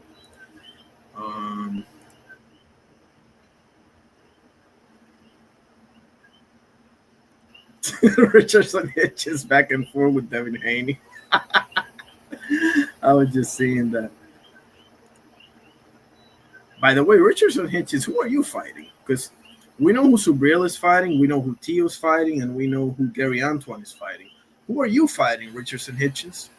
Anybody know anything? Or maybe I need to get to the news. Maybe it's there. I don't know. Ring Magazine news. What's up with this? Let's see.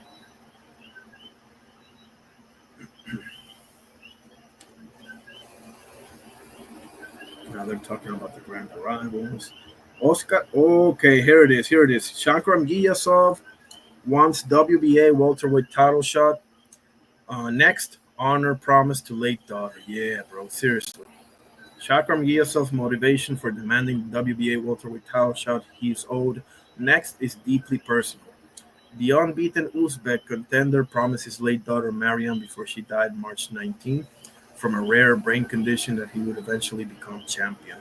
Yeah, Caleb Plant had that story. Caleb Plant had a daughter that tragically passed before she was like 5 years old, something like that, because of this rare condition. And he promised that and he delivered. So that was beautiful to see. Giyasov dedicated his fourth round knockout of Franco Campo on April 12th to her, but the championship commitment he made to her weighs on his heart every day. Give that man a shot, bro. Whatever happens, happens, but give him a shot, man. He deserves it. He's been sitting around number one forever. Oscar El Pupilo Collazo wants to be the first Puerto Rican male undisputed champion. He's right there, man. He's got 2 belts. El León de Villalba. Come on, man. Katie says, I agree. He has been waiting for a year and some change now, huh? Yeah. God damn. Come on, guys. Seriously. Katie says, Hitchens is blackballed right now unless he kisses the foot of Eddie. Yeah, that sucks. I saw him. He came here to fight Liam Paro. He beat his ass.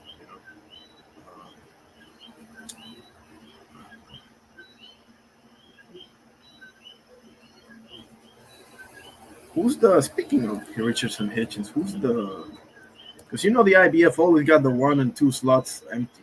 So, what is the word for it? Lindolfo Delgado, seriously? That's your mandatory Lindolfo? He didn't look so good last night. Lindolfo Delgado, I know a lot of people are high on him over in Mexico, and God bless him, but I didn't see too much, bro. I think Richardson Hitchens, this is an easy fight for Richardson Hitchens, bro. Seriously. Yeah. He probably became the mandatory because he fought Gabriel Goyas Valenzuela, who was 4. His Lindolfo's 3, Gabriel Goyas is 4. So, I don't know. What else we got?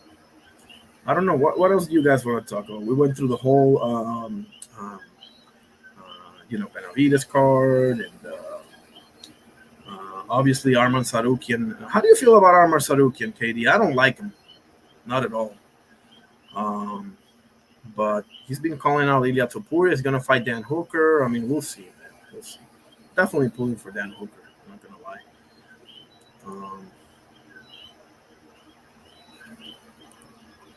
We'll see.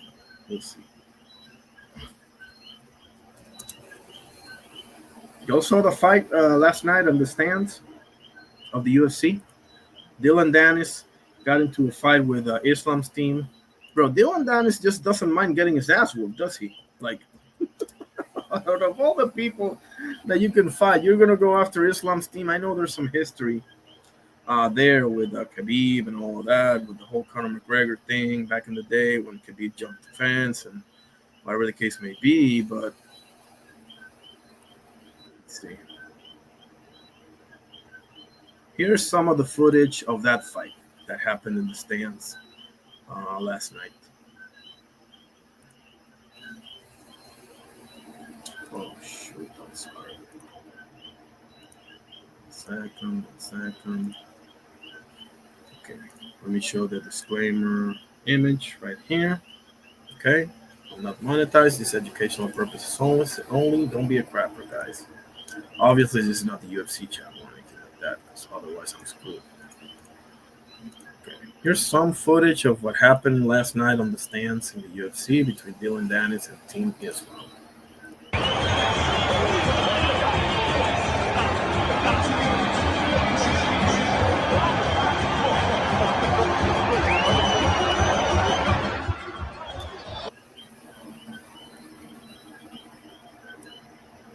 This is Dylan Dennis right here. Dylan Dennis right here.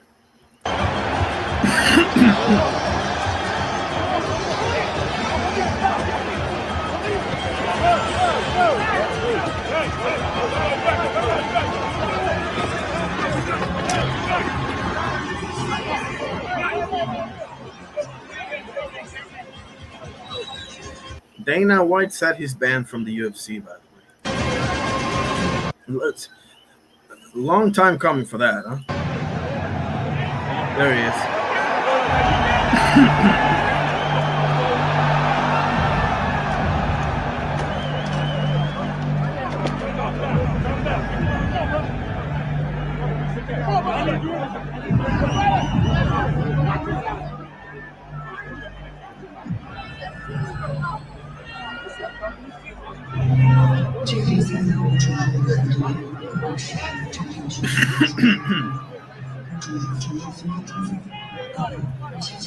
That's Abubakar Nurmagomedov, Khabib's cousin.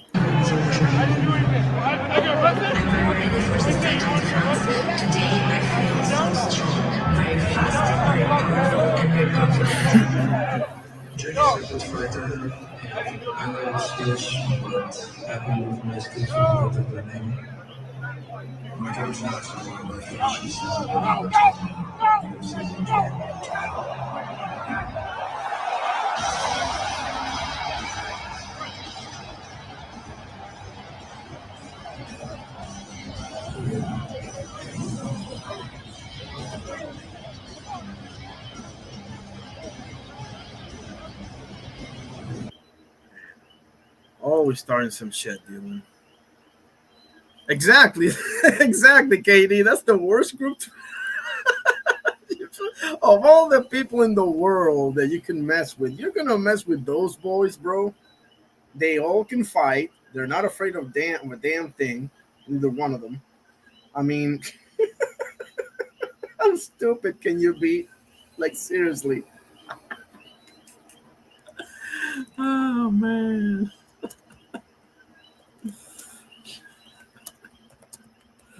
Give me 1 second.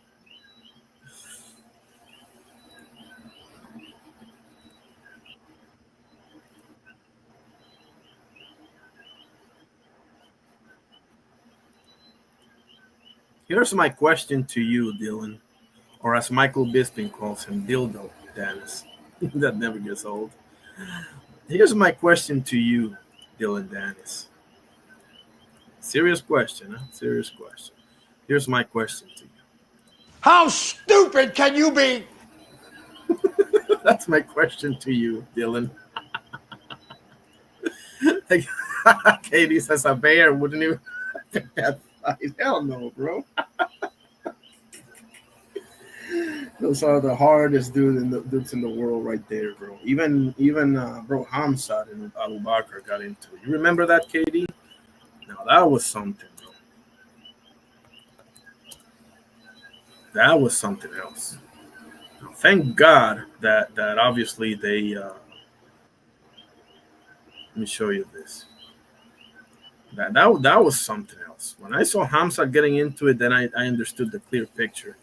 Do you know what's behind the Hamzat and Khabib beef and all that, KD? I think you do, but if you don't, let me know. I'll tell you.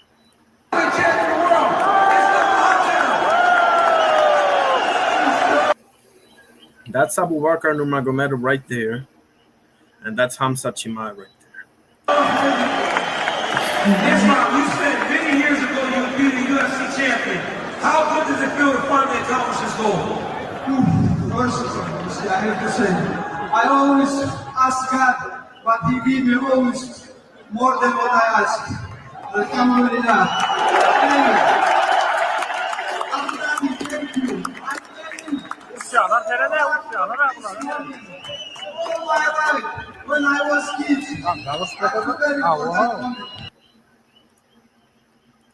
What's behind this is a very political thing. There it is. Watch this documentary, guys. This is real good. What's behind this is okay, you don't remember, that's fine. There's a lot more to it than this, and I'm speaking off the top of my head, right? I don't know all the facts right now, but I do know this. Khabib chose to distance himself from Ramzan Kadyrov, who's the dictator over in Chechnya, right? Because Khabib realized, as it's become known, that the closer you get to Ramzan Kadyrov, and I hope I don't get a visit to my house for saying this, but whatever. whoever gets close to Hamzat Kadyrov ends up in the same place. And I don't need to know. I need to tell you where that is, right? On Alive. He ends on Alive. I mean, many ex-UFC and Bellator and MMA fighters in Russia have become like head of securities for him, and they all end up dead on Alive because of mysterious circumstances or whatever. Beyond that, Hamzat, you can take a look at Hamzat whenever he's around, because Hamzat is this lion of a personality, right? Everywhere he goes, he's the top dog. He's, I'm the gangster, I'm the this, yeah, you remember now? Yeah. It has a lot to do with that, because Khabib saw the writing on the wall and he got the hell out of Dodge. That's why Khabib can't really go to Chechnya, even though they probably won't tell you this publicly, but that's the truth, So yeah, they don't really get along. The problem is that they're not in the same divisions or anything, but they can't stand each other, So, but yeah, that's. I mean, what else is there to say? Anybody want to talk? Let me know. If not, I'm gonna do some other stuff that I gotta do right now. So, man, I was gonna do like an hour, and I'm almost 2 hours. Awesome, I love it. Just let me know if you want to talk about something else, or whatever the case may be. There's the link. There it is. Anybody want to pull up? Let me know. I'll give 5 minutes. If not, I will check out and I'll go live. I'm going live tomorrow, by the way. Oh, speaking, let me take a look at the news, man. I took a look at like 2 news and that's it. Bruce Shushu Carrington says he's the world's best featherweight. I mean, he's pretty good, but I want to see you fight. Who do I want to see him fight? I want to see him, whoever, Nick Ball, Espinosa. I don't know what Fulton's going to do, but Angelo Leo. But Angelo Leo's about to defend, so he's busy. I don't know what Nick Ball's going to do, but yeah, let's have him. He fought Keita. That was his last fight, right? Keita.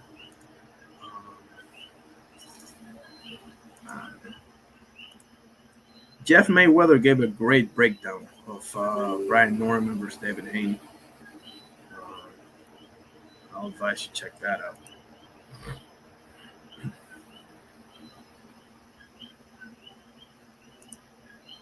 Do I have anything else? I don't know.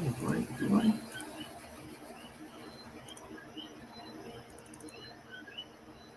don't think so.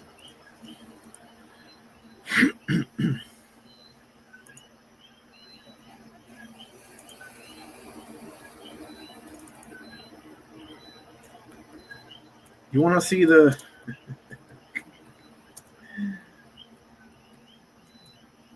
there's a channel, a guy named Chisel the Adonis. That dude is so funny, bro. Yeah, let me show you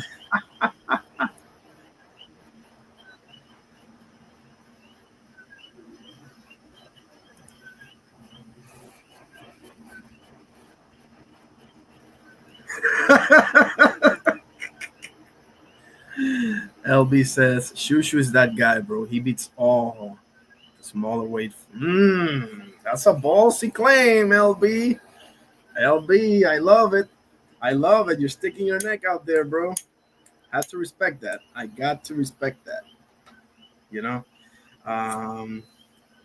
But I gotta show you this. This is too funny.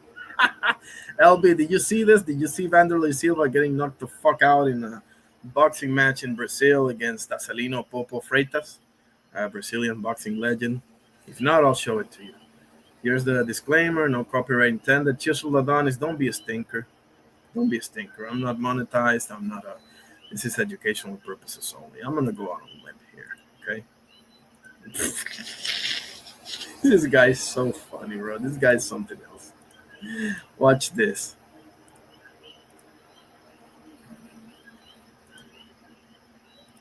Kick, but it wasn't until the very end that the son that knocked out Silva finally swang on White Shirt. Buddy must have hated Silva the way King Vaughn hated 63rd, because he knocked out the axe murderer from the east to the west back to the east, back to the west. Somebody get that man to the hospital right now. He gonna need a Sinzu bean, maybe It's a very ugly sight, but I never could stand Vanderlei, bro. even a monster reborn. He leaking out of his melon. Somebody please call that goddamn EMT. Finish him. Watch out, watch out, watch out, watch out. Son of a bitch, bro. Look at this, look at this. Oh my god. EMT. Finish him. Watch out, watch out, watch out, watch out.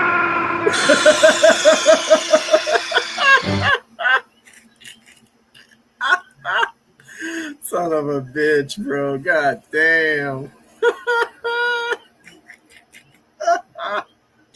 It's like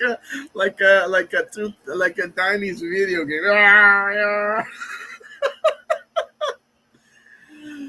Oh, you didn't see that? Oh, bro. Oh, Popo. Bro, Acelino Popo Freitas was the real deal, man. But it was like a massive brawl because Vanderlei was being dirty as holy hell. Actually, let me show you the thing from the start, okay? Let me show you the thing from the start. Now you got me into this.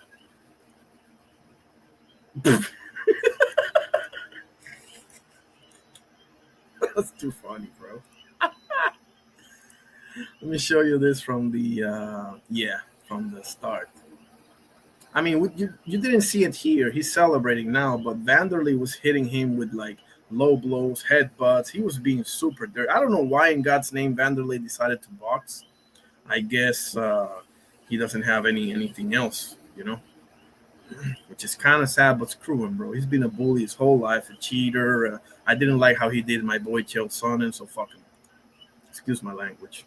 All right, so boom. This past weekend in Brazil, there was a fracas, a kerfuffle, a skirmish, a brouhaha between two retired fighters having an exhibition match. First off, the axe murderer Wanderlei Silva got... You saw that? Look at that. Look at that, LB. Look at this shit, bro. Look at that shit, bro. Axe murderer Wanderlei Silva got DQ'd because mans was throwing headbutts in a boxing fight.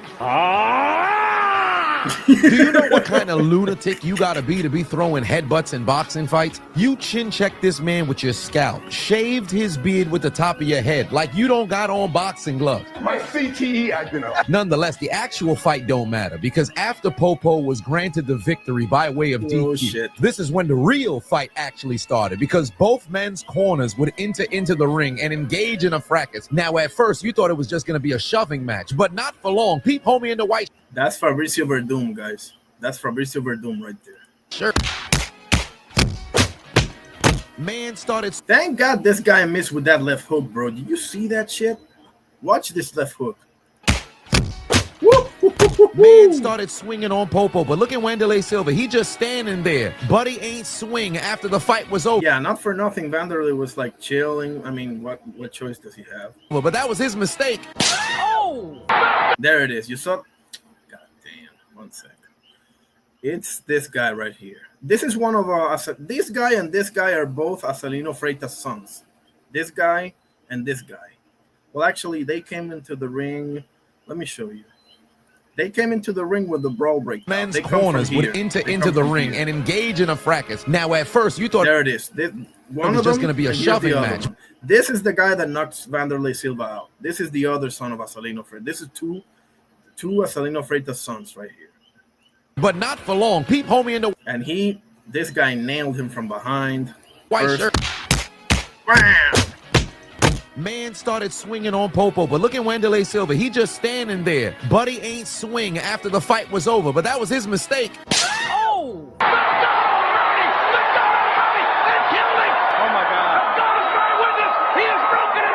Buddy got That's an audio from Jim Ross when The Undertaker threw Mankind out of the top of the cage. put down like he was a casualty of war, drug him to the corner like they got to ship his body back to his family. Watch the entire exchange from the top. Bro, this guy is vicious, bro. Popo's son came running into Yes. This guy, but especially this guy, is the one that hits him and the one that knocks him out. the ring with a title belt in hand like this a WWE altercation. Falcon punch! Hit him right in the medulla oblongata. Mans was in a drive-by and didn't even know who hit him. Still, the axe murderer never threw a punch. Finish him. Here it comes. Watch this guy. Come here. Look at his body. Had him looking like a fetus in Planned Bro, Vanderlei looked like he was dead, bro. I'm not gonna lie. Parenthood. You would have thought this was a finishing move in a video game. They got this man getting knocked out in every single angle. Conk punch! Look at this man's face. Man, look at that. My God. In the aftermath of what happened in the ring. Got his eye looking like a freshly waxed vagina. Popo's sons was plotting. Yeah, both of them. Here's this guy and this guy, okay? From the very beginning. Granted, there was a bunch of dirty strikes that the axe murderer threw at they pops, but did that? Yeah, he kind of deserved it, bro. I'm not gonna lie. He kind of watch the fight, bro. Vanderlei couldn't have been more dirty, bro. Warrant this man getting hit in the back of the head? Popo's son put Yes, it does. out a statement. Well, not really, but fuck. Saying he went into the ring to go and defend his father. Not once did he swing on the dude in the white shirt. Mans was punching Silva left and right. Obviously, emotions must have been high. You saw your father get a headbutt. But Mans got a front row seat to see homie in the white shirt swinging on it. That's true. Listen to this. Listen to this. To see homie in the white shirt swinging or your father get a headbutt. But man's got a front row seat to see homie in the white shirt swinging on his pops. Look at the left hand. Look at Popo. Buddy was so focused on attacking Silva, he didn't give a damn about defending his father. Man stretched out the tuxedo like the Incredible Hulk just to go slide on his ops. Mind you, his left hand is on who he should be punching, but he's still throwing right hands at Silva. Man stepped into the ring for one reason only. That's right, yeah. Man is on who he should be punching, but he's still throwing right hands at Silva. Man stepped into the ring for one reason only, and then peeped the two-man that they ran on Silva here. The older son throws a right hand, second one throws a kick as a distraction. Silva's wide open to get put to sleep. Now peep White Shirt, who started this entire thing, goes in to attack Popo's son. Another member of the team takes him down, and then it's Popo himself who jumps on type of White Shirt. The other son gets in a kick, but it wasn't until the very end that the son that knocked out Silva finally swang on White Shirt. Buddy must have hated Silva the way King Vaughn hated 63rd, because he knocked out the axe murderer from the east to the west, back to the east, back to the west. Somebody get that man to the hospital right now. He gonna need a Sinzu bean, maybe even a monster reborn. He leaking out of his melon. Somebody please call that goddamn EMT. Finish him. Watch out, watch out, watch out, watch out. For God's sakes. I'm gonna put the link for this video if any of you want to have some fun.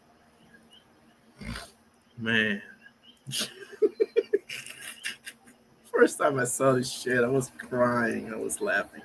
Bro, sweet karma, bro. If you know, bro, I followed damn near the entire career of Vanderlei Silva.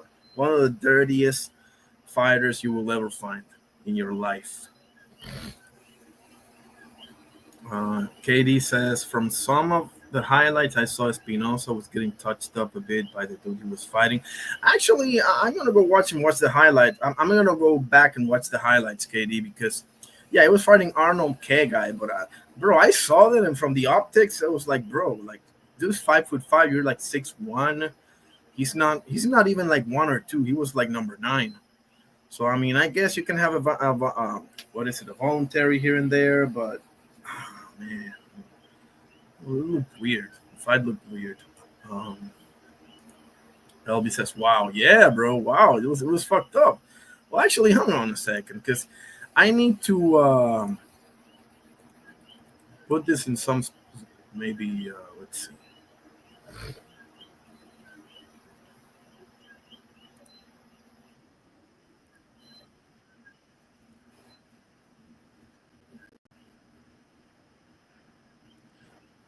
Vanderlei, when I tell you Vanderlei was dirty in this fight, bro, it was sick.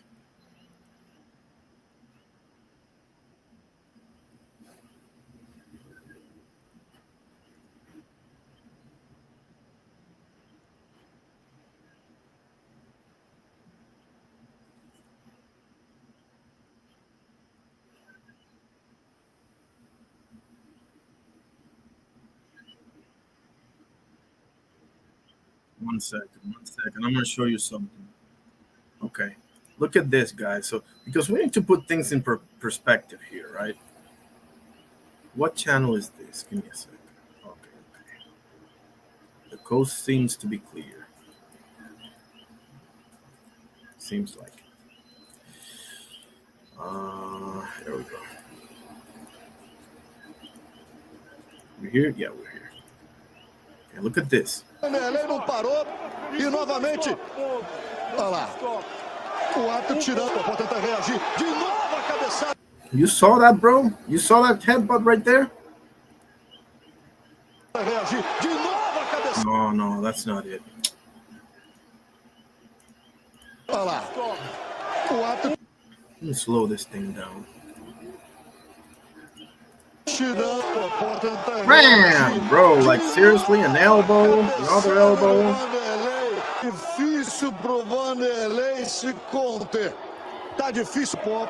Ainda por cima tem diferença, são 20 Well, quilos. it's easy to see the brawl and see like Vanderlei, he ain't throwing no punches. No, he wasn't throwing no punches here either. He was throwing headbutts. A arbitragem, dos árbitros que fica do lado de fora tá segurando. Corretíssimo. Bro, that headbutt right there, he's giving Victor Ortiz a run for his money versus Floyd, you know.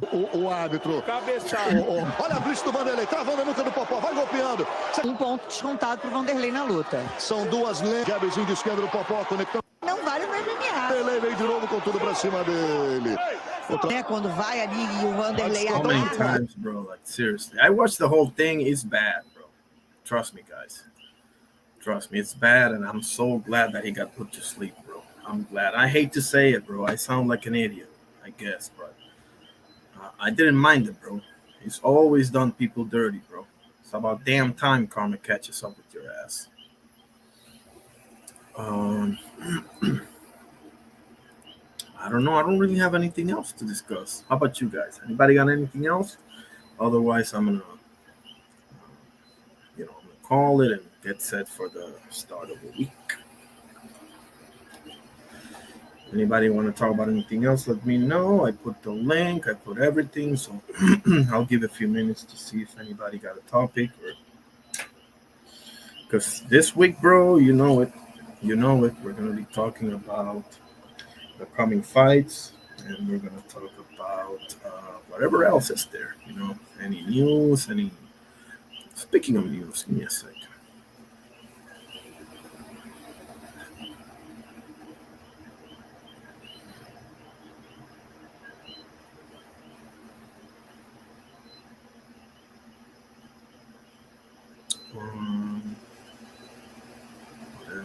What else? Not much. The outcomes, and everything. So it says here, Team Sue seeking opponent to push and test and keep him honest. Who could Tim Sue fight? Is it going to be a 54 or 60? What are we doing? If it's 54, I don't really know. Get you one of those comeback fights, right? Get you, let's take a look at the rankings. Official rankings. Let's look at 54 and get you a winnable fight for Team C. Let's see.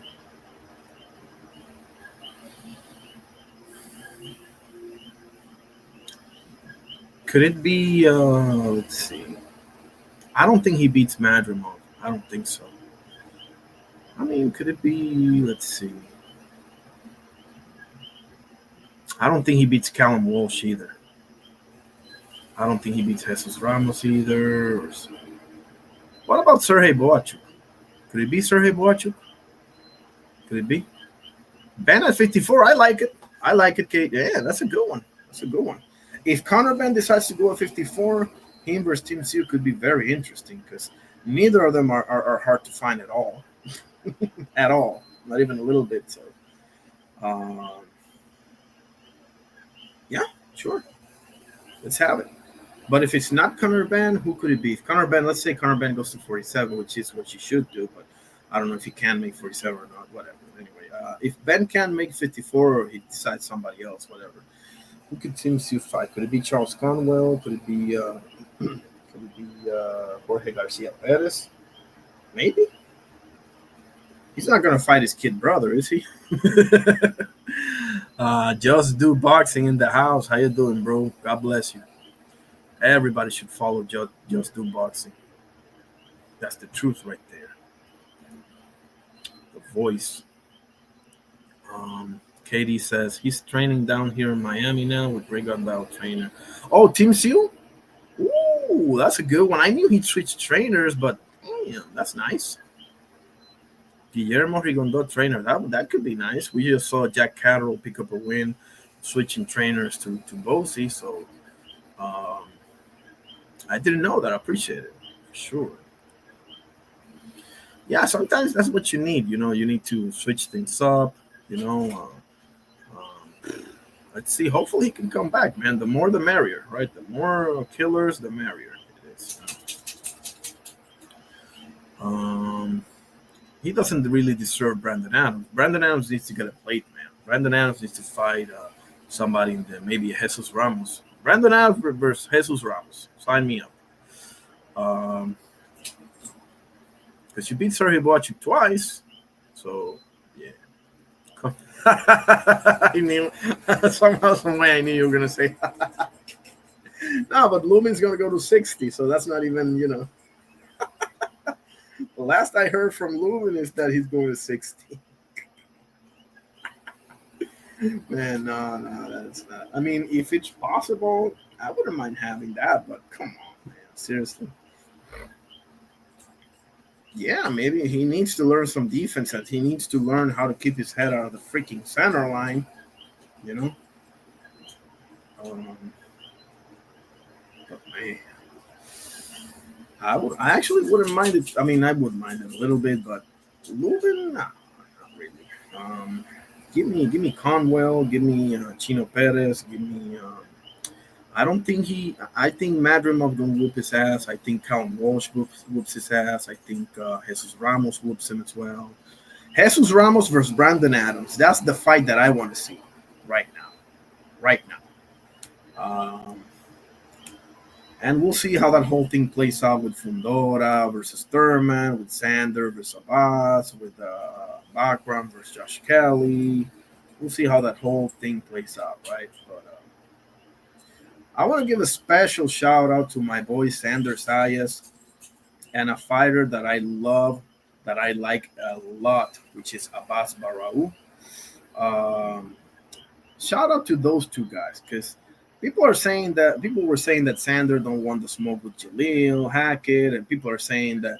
Listen, man, how ironic is it that the youngest active champion in boxing? Well, maybe not. It's either Sander, Bean on the Storm, or Bam Rodriguez. One of the three, right? The youngest champion in boxing right now is the one pursuing unifications while everybody else is doing something else. How ironic is that, fellas? Can I get a hallelujah, brother? Can I get a hallelujah, brother?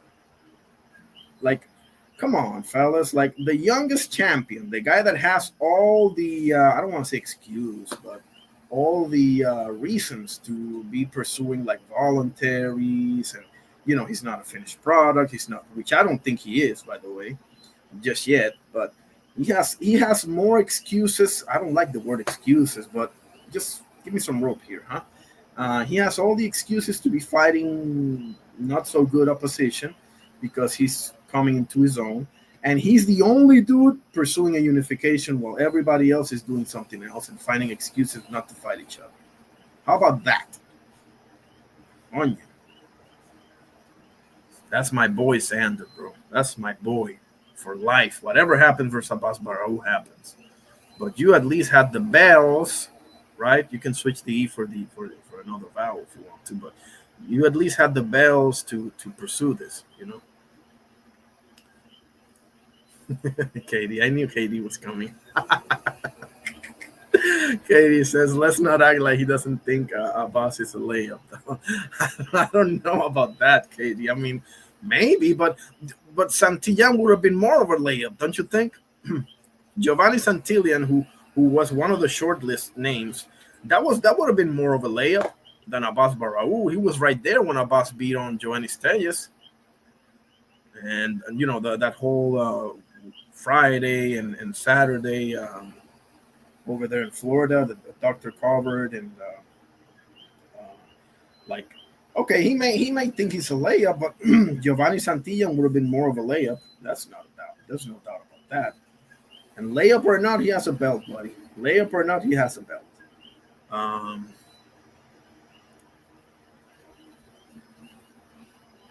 he says, yeah, but he doesn't really gain anything from that. This is a belt. Right. Well, yeah, okay. Okay, yeah, of course. Of course, there's that part. Like, yeah, that's one thing with Santillan. Like, what do you really gain from that? You're right. Yeah, this is a belt, unified champion. I mean, and from that point on, bro, it's on to bigger and better things, bro. Officially, Puerto Rico's next superstar, if everything goes well, which it might not. Abbas is a lion, fellas. Abbas ain't no damn layup. Abbas will come, bro. Abbas has all the hunger in the world, bro. Abbas, I like Abbas Barao, bro. Because think about it, bro. If he loses to Joan Listelles, he probably never getting another shot. He lost. Who did he lose? Abbas lost to who did he lost to? He lost one fight, right? Was it against Jack Colkey or? Dang, let me pull up his box, right? I can't believe I forgot. I was looking at his resume the other day. Abbas Barao. There it is. Who did he lost to? Was it Jack Colkey or who was it? Yeah, that's it. Jack Colkey by split decision. That was back in 2020. Okay. Okay. Um, but Abbas Barao ain't no damn pushover, guys. An upset waiting to happen. Thank you for the best wishes, Kendrick. I appreciate the best wishes. No, I'm kidding. Listen, it might happen. It might happen. And if it happens, I'm gonna be there on a front row seat to watch it happen, bro. But come on, man. Don't be such a stinker. Um, but yeah, Abbas ain't playing, guys. Abbas is not playing one bit. Abbas is coming to get his. And I like what he said in the kickoff presser. Abbas at the end said, "Listen, I'm leaving Puerto Rico with one more belt and a few Puerto Rican fans." Listen, I was laughing, but I was like, "Listen, bro, you already have a Puerto Rican fan in me. I saw what I needed to see in that Joannis Tellez fight, bro. You won me over. You can tell, bro. He knew if I lose this fight, bro, I go back to fighting in Germany or wherever it is, and none of these dudes is ever gonna give me a shot anymore." So he seized his opportunity, bro. For better or for worse, he had one shot. 8 Mile, bro. 8 Mile, man. He had one shot. He capitalized on it, man. What else can you say? But yeah, that's gonna be a hell of a fight. Two young dudes, hungry dudes going at it, bro, and doing what fighters should do, which is fighting each other. Right, Virgil? Virgil. Anyway, but yeah, I mean, January, bro, 2026 is already looking nice. Katie, what do you think? I know what he's gonna say, but what do you think about Jake Paul versus AJ, bro? That shit came out literally out of nowhere. Randy Orton with the RKO out of nowhere. This one came out of nowhere. I never in a million years expected Jake Paul to fight Anthony Joshua. I never in a million years would think that was even a possibility. But listen,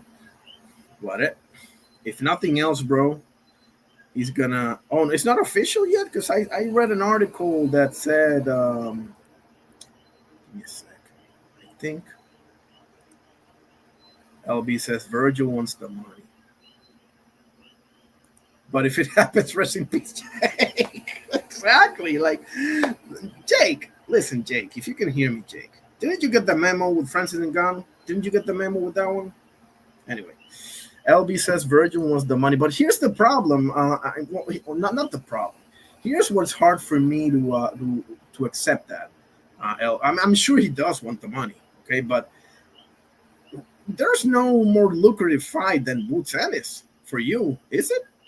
Is Fundora a more lucrative fight? Is Sander a more lucrative fight? Not really. Not at least not right now. So, if you want the money, then yeah, you should. That's the thing. Even if you take that route, LB, all roads lead to Boots Ennis, bro. All roads leads to Boots Ennis. It's not like this is a background type of situation where clearly if you fight somebody else, you're probably gonna get paid more or whatever. But so it doesn't make sense all the way around. So Virgil, you're officially in my shit list. LB says KO. Oh, KO for sure, bro. Francis Ngannou is a man that's 20 times more dangerous than Jake Paul and has been the UFC heavyweight champion, scared everybody to death with a few KOs. I mean, and AJ just folded him in half, bro. So imagine what he's going to do to Jakey boy. KD says, I read one that said it's not really official yet, and it's not unboxing. Oh, okay, so it's going to be like an exhibit. I expected that. It's going to be an exhibition. That part I'm not really shocked of, but I thought it was official. But okay, it's not official yet. That's fine. Because it's supposedly going to happen in December, so if it's not official yet, I mean, we ain't got that much time left either, but whatever. But if it happens, bro, not for nothing, me personally, if Jake Paul gets in the ring with AJ, I cannot say that Jake Paul is afraid of anybody anymore. I can't say that. I can't say that anymore. I can't. Not really. Nah, no way. I wouldn't do it. I would not do that. If I was in Jake Paul's shoes, I would not do that. I wouldn't. I thought for sure he was getting the Nate Diaz rematch. Out of the whole list of 10, 15, whatever list of opponents, which for some reason Clarissa Shields and Bud Crawford were on that. For some weird-ass reason, Shakur Stevenson, Bud Crawford, and Clarissa Shields were on that list, all three of them. I thought for sure Nate Diaz, too, would be the one that made the more sense, obviously. KD says, nah, there's no fight yet, exhibition. Okay, no fight whatsoever yet. Okay. Katie says they would have exactly. Well, that's true. Or at the bare minimum, like an official announcement and everything. So yeah, they would have had a presser by now if that was the case. Yeah, for sure. Yeah, especially the way Jake was, with the pressers and whatever. But yeah, Nate, of course, Nate wanted it, of course, but the money. Okay, the money's there. But AJ, bro, seriously, you're shooting for the fence, buddy. You're shooting for the fence. I'm not gonna lie. I gotta give Jakey some dash here. If he gets in it, just Mike lying his ass off. Mike. Who is he referring to? Mike. Coppinger. Mike Coppinger. Or Mike Cappinger, as we call him. Yeah. Yeah, nah, just another day in Mike Cappinger's world, I guess. But that's the one. I remember it was by Mike Comp. Yeah, you're absolutely right, Katie. God damn. What else we got here? Let's see.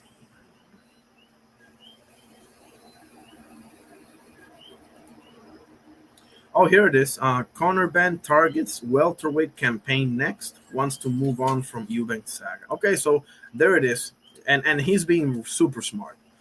47 is the way, bro. 47 ain't gonna be this easy for too much longer, guys. Richardson Hitchens is probably gonna move up shortly. Gary Antoine's probably gonna move up.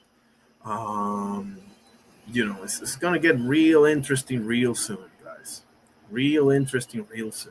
So if you're Conor Benn, the time is now to be able to say that you, as well as your father, were world champions. Okay? Because Eubank Jr. can't say that. Eubank Jr. he came up short against George Groves with one arm, by the way. George Groves, that is. He came up short against Billy Joe Saunders, and he got slept by Liam Smith. But he's one-on-one against him, so at least he got with that one back. But the point is, he never could get over the hump. If Conor Benn can get his hands on the title, bro, albeit in a weak as hell 147 division, the world title's the world title, bro. What else can you say?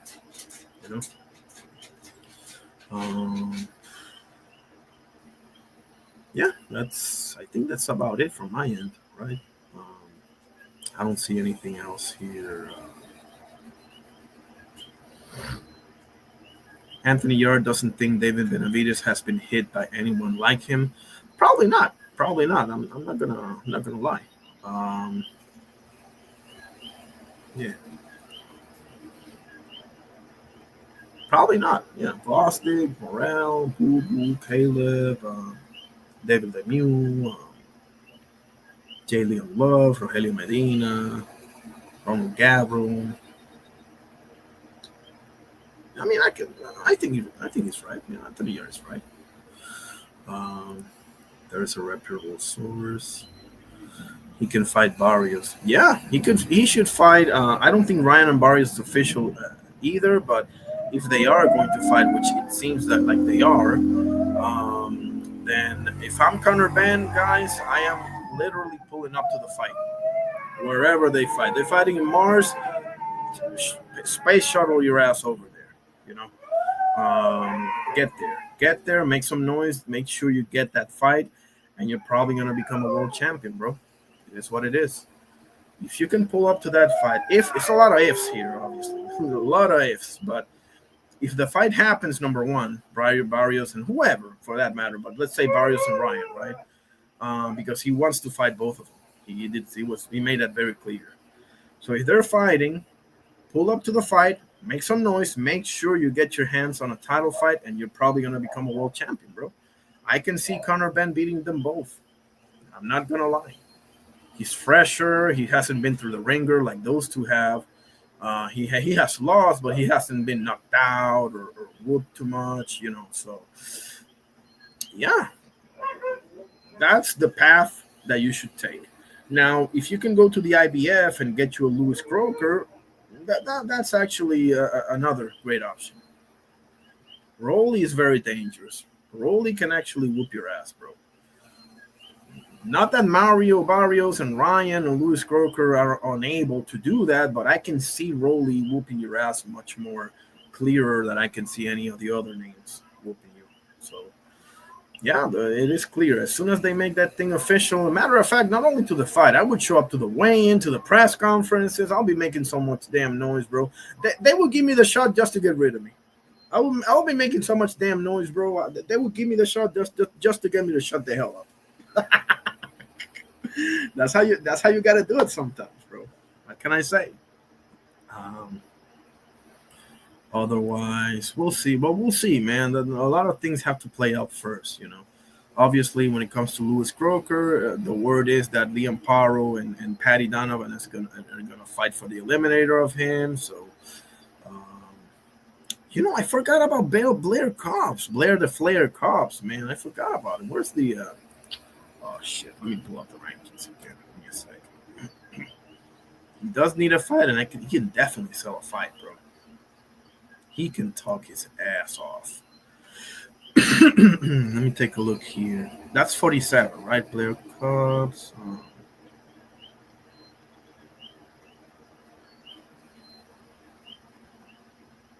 I don't see him any. Okay, let me pump the brakes here. Let's go the IBF. Who they got?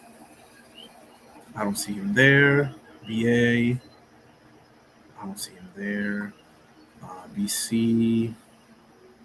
He's nowhere to be found in the top 15 anywhere. So he does need a fight. The question is against who, right? Like,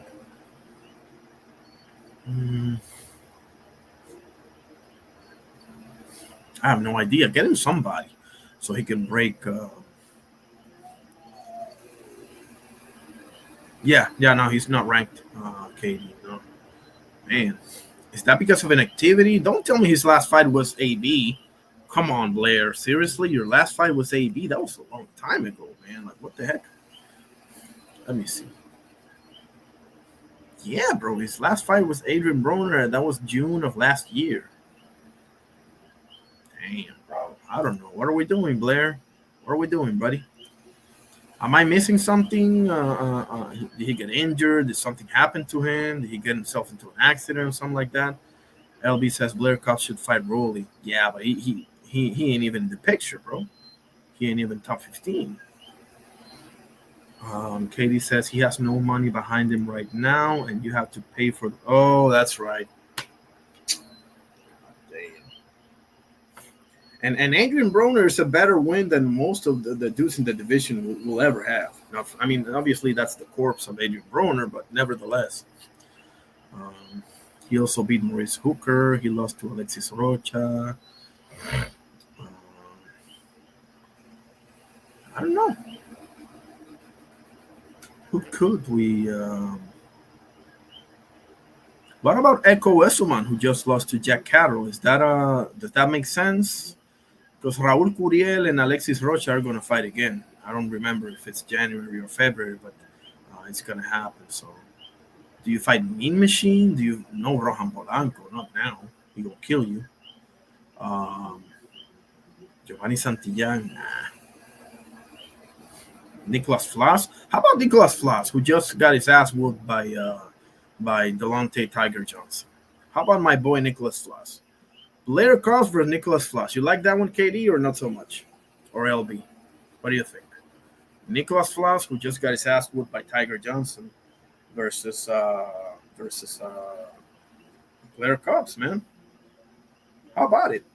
Because Tiger got to get a big echelon fight. That's the only reason why I don't mention Tiger Johnson. Let's have Nicholas Floss, bro. Nicholas Floss versus Blair the Flair Cobbs, bro. You think he's being ducked, LB? Man. Man, but it's weird that he's not even in the top 15. But then again, he hasn't fought in like a year and a half. So, I mean. Oh, I forgot about Prograde. Yeah, he needs to go to Pro Box. I agree 1,000,000%, Katie. Go to Pro Box. Well, you will fight 3-4 times a year, bro. Get your name in the mix. Throw your your name in the hat, so to speak. And we'll take it from there because you can talk, bro. You have that element of entertainment. People love fighters like that. Which promoter wouldn't like to have a fighter that can make it rain on the microphone and can make a room full of people just die laughing like he can? You know? Speaking of he said something so fucking funny. Give me a second.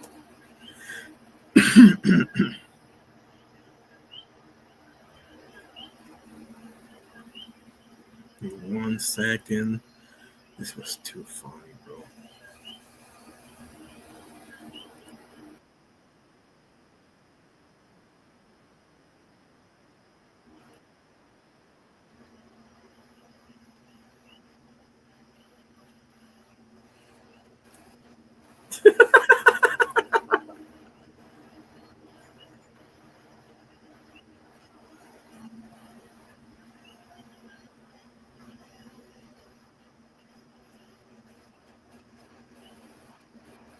Oh shit. I shouldn't show this now.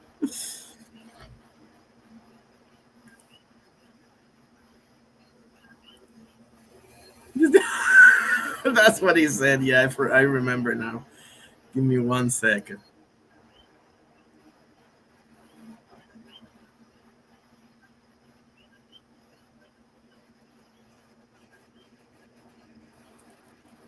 Son of a bitch. Look at what he said. LB says Tiger versus Flair would be better. You think so? But Tiger, I mean, Tiger is coming off of a win, and here's the thing, LB. I remember before that fight, Floss and Tiger, they were saying like whoever wins has serious title implications, either a title straight up or an eliminator. So that's my only issue with that fight. If you want to make it, I'll watch it, bro. Don't get me wrong. That's gonna be a show because Blair the Flair, bro, not for nothing, he can crack. He's got some cracks. So Katie says Flair needs to build back because that win does nothing. Exactly. Thank you, Katie. Yeah. He needs to build back. So that's why I'm saying Nicholas Flossberg at Prograde shouldn't fight anymore, man. Prograde, your chin is gone, bro. Your chin is absolutely gone, man. Like, I wouldn't fight anymore if you Regis Prograde, man. That Jojo Diaz fight, bro, he looked so shaky in that fight, bro. Like, oh, versus Nicholas Floss. I mean, I'll watch it, of course, but yeah, I think the fight that makes sense is Floss versus Cobbs. You know, Nicholas Floss versus Blair Cobbs. If you want to do it the other way around and Tiger versus Flair, I would disagree with it, but I'll still watch it, obviously. And Prograis versus Nicholas Floss, I'll watch it, but I don't think Prograis should fight anymore, man. That chin is out of there, bro. He looks so shaky. Let me share my screen. No, that's Blair. But he's just another one. He's got another one way better. Let me take a look at Rolly.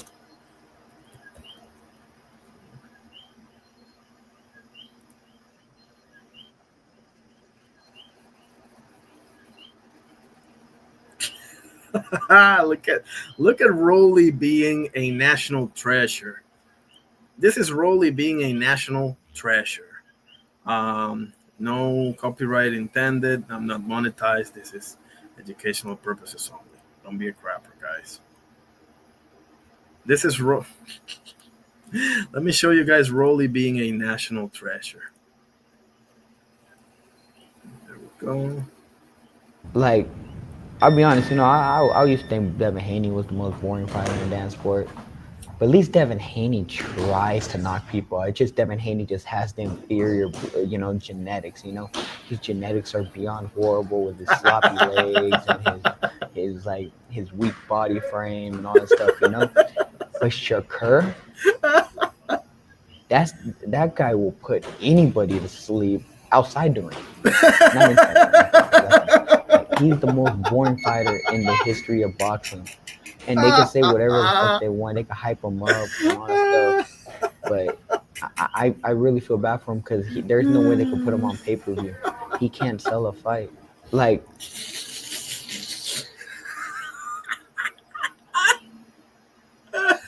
you gotta love Rolly, bro. Whether you agree with him or not, bro, he'll put on a show, bro.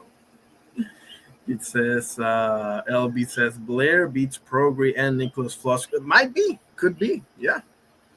Why not that? Why don't we do that, LB? Let's get if Prograis wants to fight again, send Blair Cops in, pack up Prograis to quote Katie, pack him up, and then send in Nicholas Floss, and whoever wins will take it from there. If you can beat Prograis and Nicholas Floss, you're right there in the mix, bro. You can get you those two wins in a span of 6, 7, 8 months. And all of a sudden, you're in the mix, bro. 2026. Let's get it cracking. Let's get it moving, man. I love those two fights that you said right there. Prograis and Nicholas Floss. I love them both. So,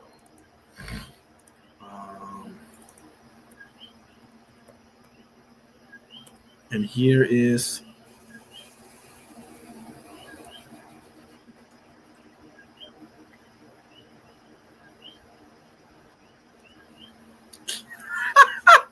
Let me show you this one by Rolly. Yeah, he's definitely done, LB. Prograis definitely done. This is just entertainment. This is Rolly being a national treasure. Part two. He's different now. He's with the Lord and everything. And God bless him. But golly, Crawford's a cheap fuck. Probably the cheapest motherfucker in boxing history. Like, this motherfucker is cheap. Man, I feel bad for Crawford, man. I really do feel bad for Crawford. He's cheap. He's ugly as fuck. He can't sell a fight to save his fucking life. And his best win is literally a 135-pound Gamboa who was overweight and can't. And honestly, at that point, that was kind of true. He shouldn't even bent that weight class because he's a fucking 26 pounder. This is way before the Spence and Canelo fights, people. Okay? He's cheap. He's ugly as fuck. Rolly, you ain't no damn Cristiano Ronaldo yourself, but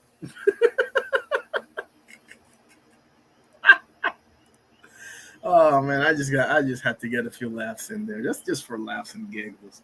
Whether I don't agree with what he said about Shakur and especially what he said about Crawford, but it's funny as hell, bro.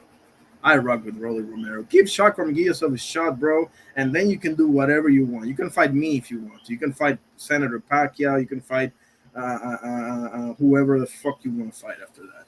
Give Shakram Giyasov a shot, and we'll shut the hell up. Otherwise, not so much.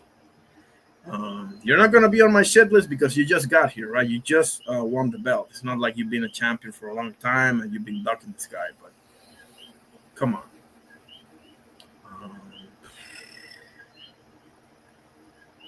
All right, fellas. Anybody got anything else? Otherwise, I'm gonna call it.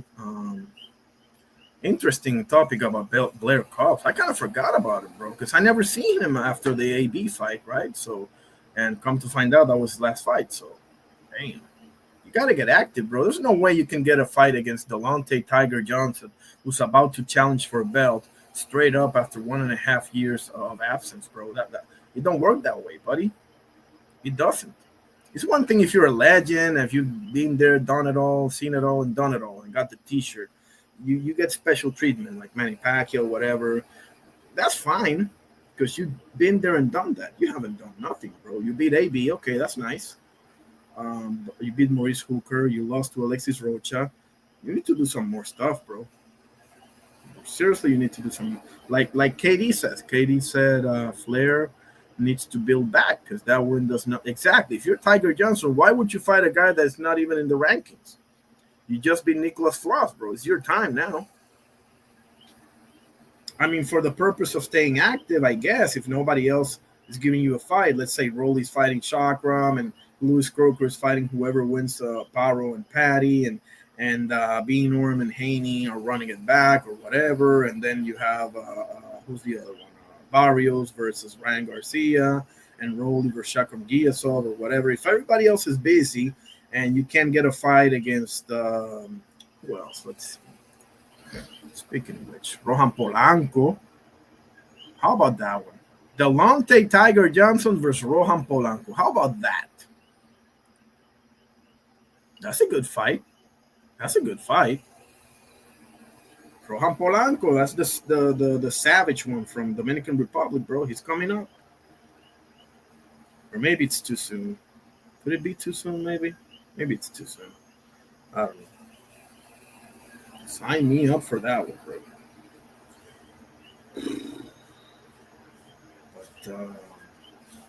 But okay. Yeah, that's about it. I mean, I don't think I forgot about anything, right? We went into the UFC. We went into boxing. What's next for Conor Ben? We answered that. We went into the whole November 22nd card. We answered that.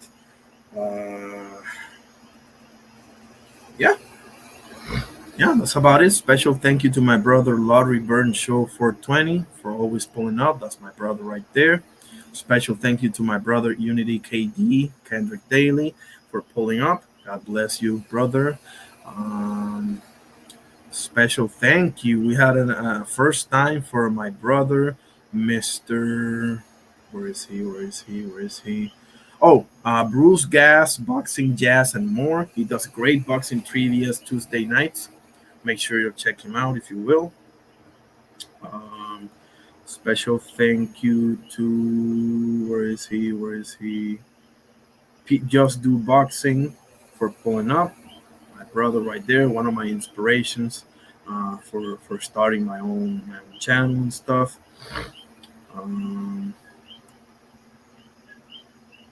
Special thank you to my beloved sister Smoochie for pulling up. Special thank you to my brother, Mr. Drunk Irishman, for pulling up. Has a great channel. Guys should check him out. Special thank you to El Carnal, mi hermano, my brother, my Mexican brother, Mr. Oscar Perez, for pulling up as well. God bless you all, bro. Yep, there we go. Oh, yeah, I think Tiger will win as well. Right? In the name of the Father, Son, Holy Spirit. Our Father, who art in heaven, hallowed be thy name. Thy kingdom come, thy will be done on earth as it is in heaven. Give us this day our daily bread, and forgive us our trespasses as we forgive those who trespass against us. And lead us not into temptation, but deliver us from evil. For thine is the kingdom and the power and the glory forever and ever. Amen. In the Father, Son, Holy Spirit. Thank you, God, for everything. I hope you all had a great weekend, and I hope you all have a great week coming up. I am going to go live tomorrow, so be on the lookout for that if you will, and we shall see you soon. Peace.